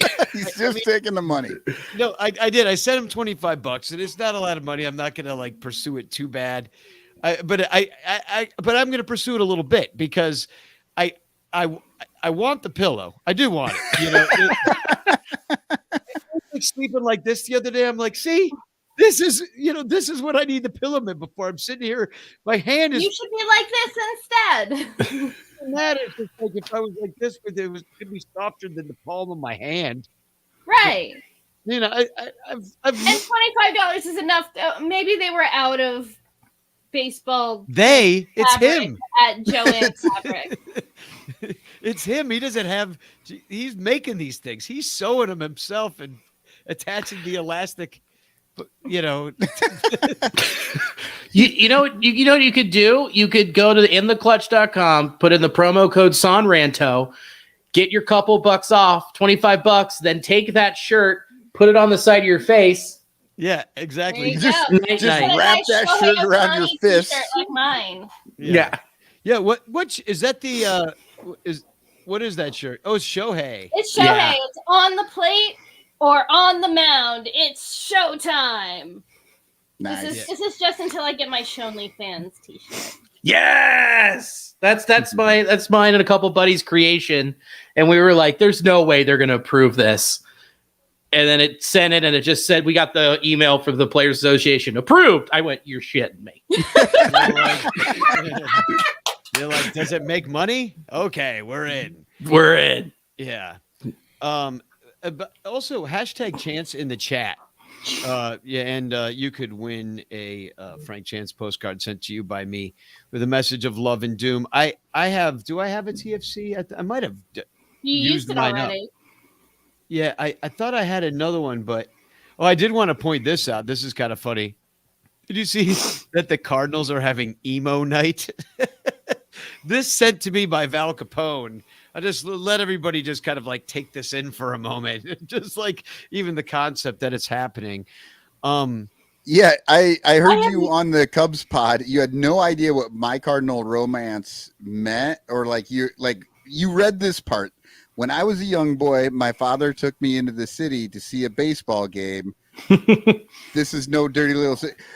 Yeah, that's a line from a My Chemical Romance song. Mm-hmm. The Black Parade. Yeah, Yep. The Black Parade. That's it. And Danny's whole job is to listen to pop songs and make fun of them. And he had no idea what that was. Yeah. No, I mean we don't do emo like we're doing like pop, like. And to be fair, pretty 2002 song. was a long time ago. Yeah, and That's true. also that's not really my wheelhouse anyway. Like that's just kind of like the missed like, like when everybody breaks into Backstreet Boys, I'm like, yeah, I was like 28. You know what I mean? Right. Like that was not you weren't not a Backstreet Boys fan. You were specifically not a Backstreet Boys fan. Exactly. So Yeah. That shit would have been was in my wheelhouse, but instead I was bootlegging Pink Floyd albums and getting high in my friend's basement. See, that's what I was doing too. So yeah. I missed my emo era because I was in a religious I school. love the idea that in 2002 you were bootlegging Pink Floyd, a band that hadn't put out an album in 20 years. Yeah. Hey, you know what I was bootlegging off of Kaza and Napster at that time? Freaking Louis Armstrong and Irving Berlin. Yeah. Look, I should just have been Gen X at this point. I missed out on so much. So anyway, next week we're going to give away the Amazon prize of the month. But this week use our links at sunrancher.com/stuff. And we're going to pick a winner there. But right now we're going to give away the Patreon prize of the month. Hold on real quick. Were we doing TFCs? Oh yeah. Sorry. I didn't even have ask. One. Okay. Yeah, I do have one. And I think Billy's going to enjoy this one. This is from this is that time of year, twice a year, the Phillies play the Pirates. It's the poop game. So for the people who are listening, there is a Phillies P, and then the score is 0-0, and then there is a Pirates P, and it spells poop on the little score bug on the screen. You're hilarious, Michael, because like I've seen that meme for like 2 years now, and you're like my uncle. This is like, have you seen this meme that like everybody's seen for the last 6 years? No, I have seen it. No, we've never put it on the show. And I'm looking for TFCs out there, and I'm like, oh, it's the poop game. I'm always into the poop game. So, all right. Well, let's give away a shirt, shall we? Let's give away a shirt to a Patreon member.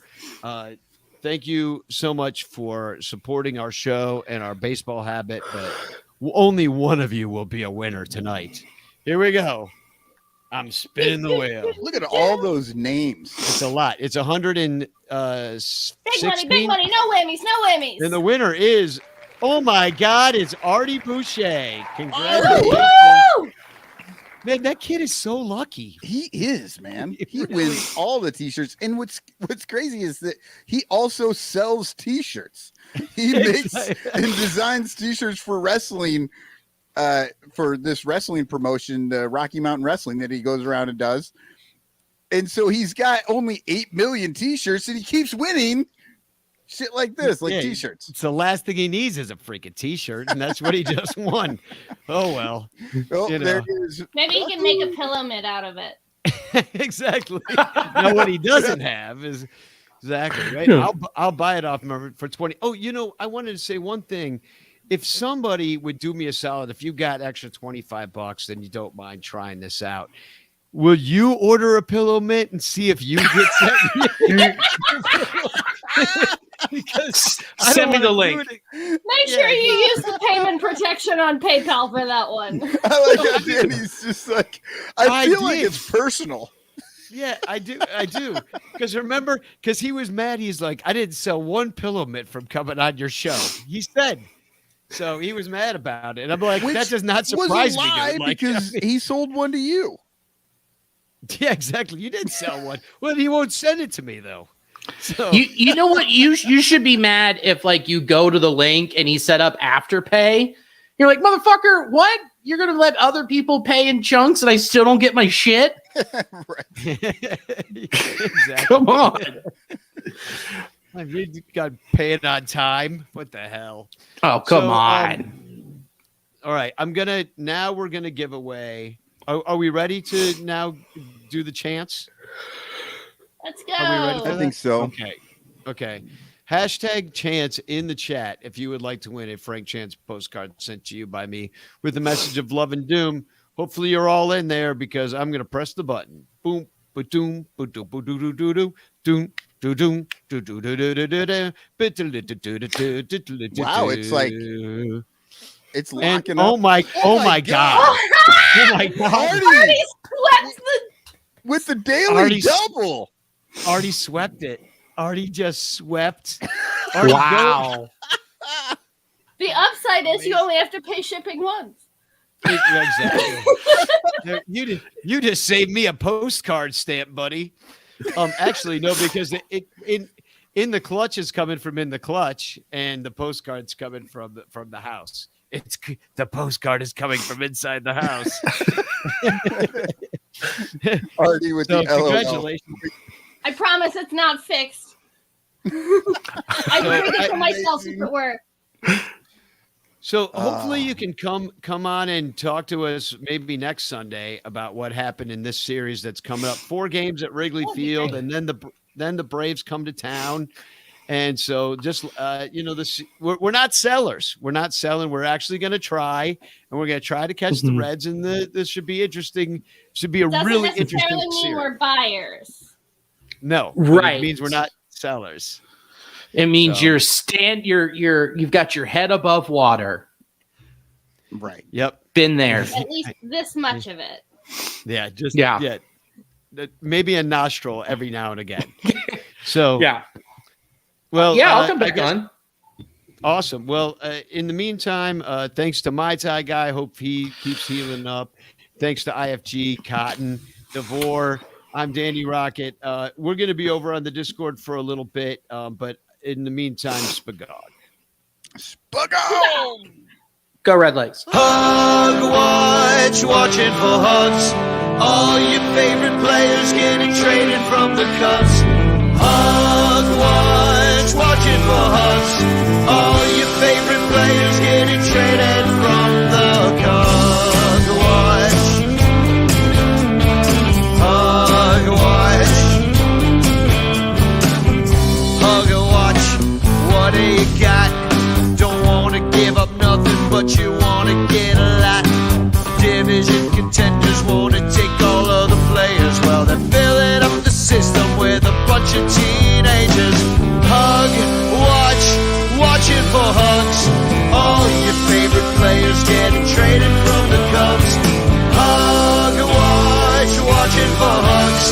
All your favorite players getting traded from the Cubs. Watch, hug watch. I was hoping that they'd offer you a new contract, but now the bullpen catch is gonna help me back. All the fans are sorry to see you go. Sayonara, arrivederci, au revoir, adios. We're singing hug, watching for hugs. All your favorite players getting traded from the Cubs. Hug, watching for hugs. All your favorite players getting traded from the Cubs. Watch. Let's hug.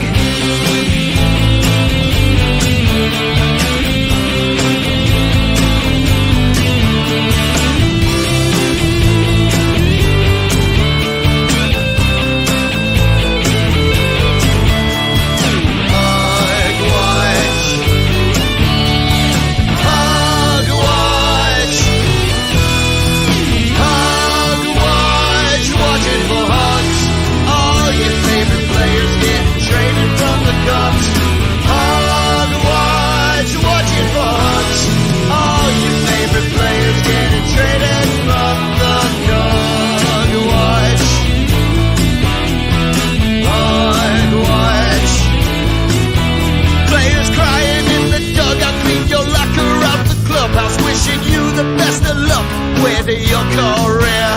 The time went by so quickly, but say goodbye to Wrigley.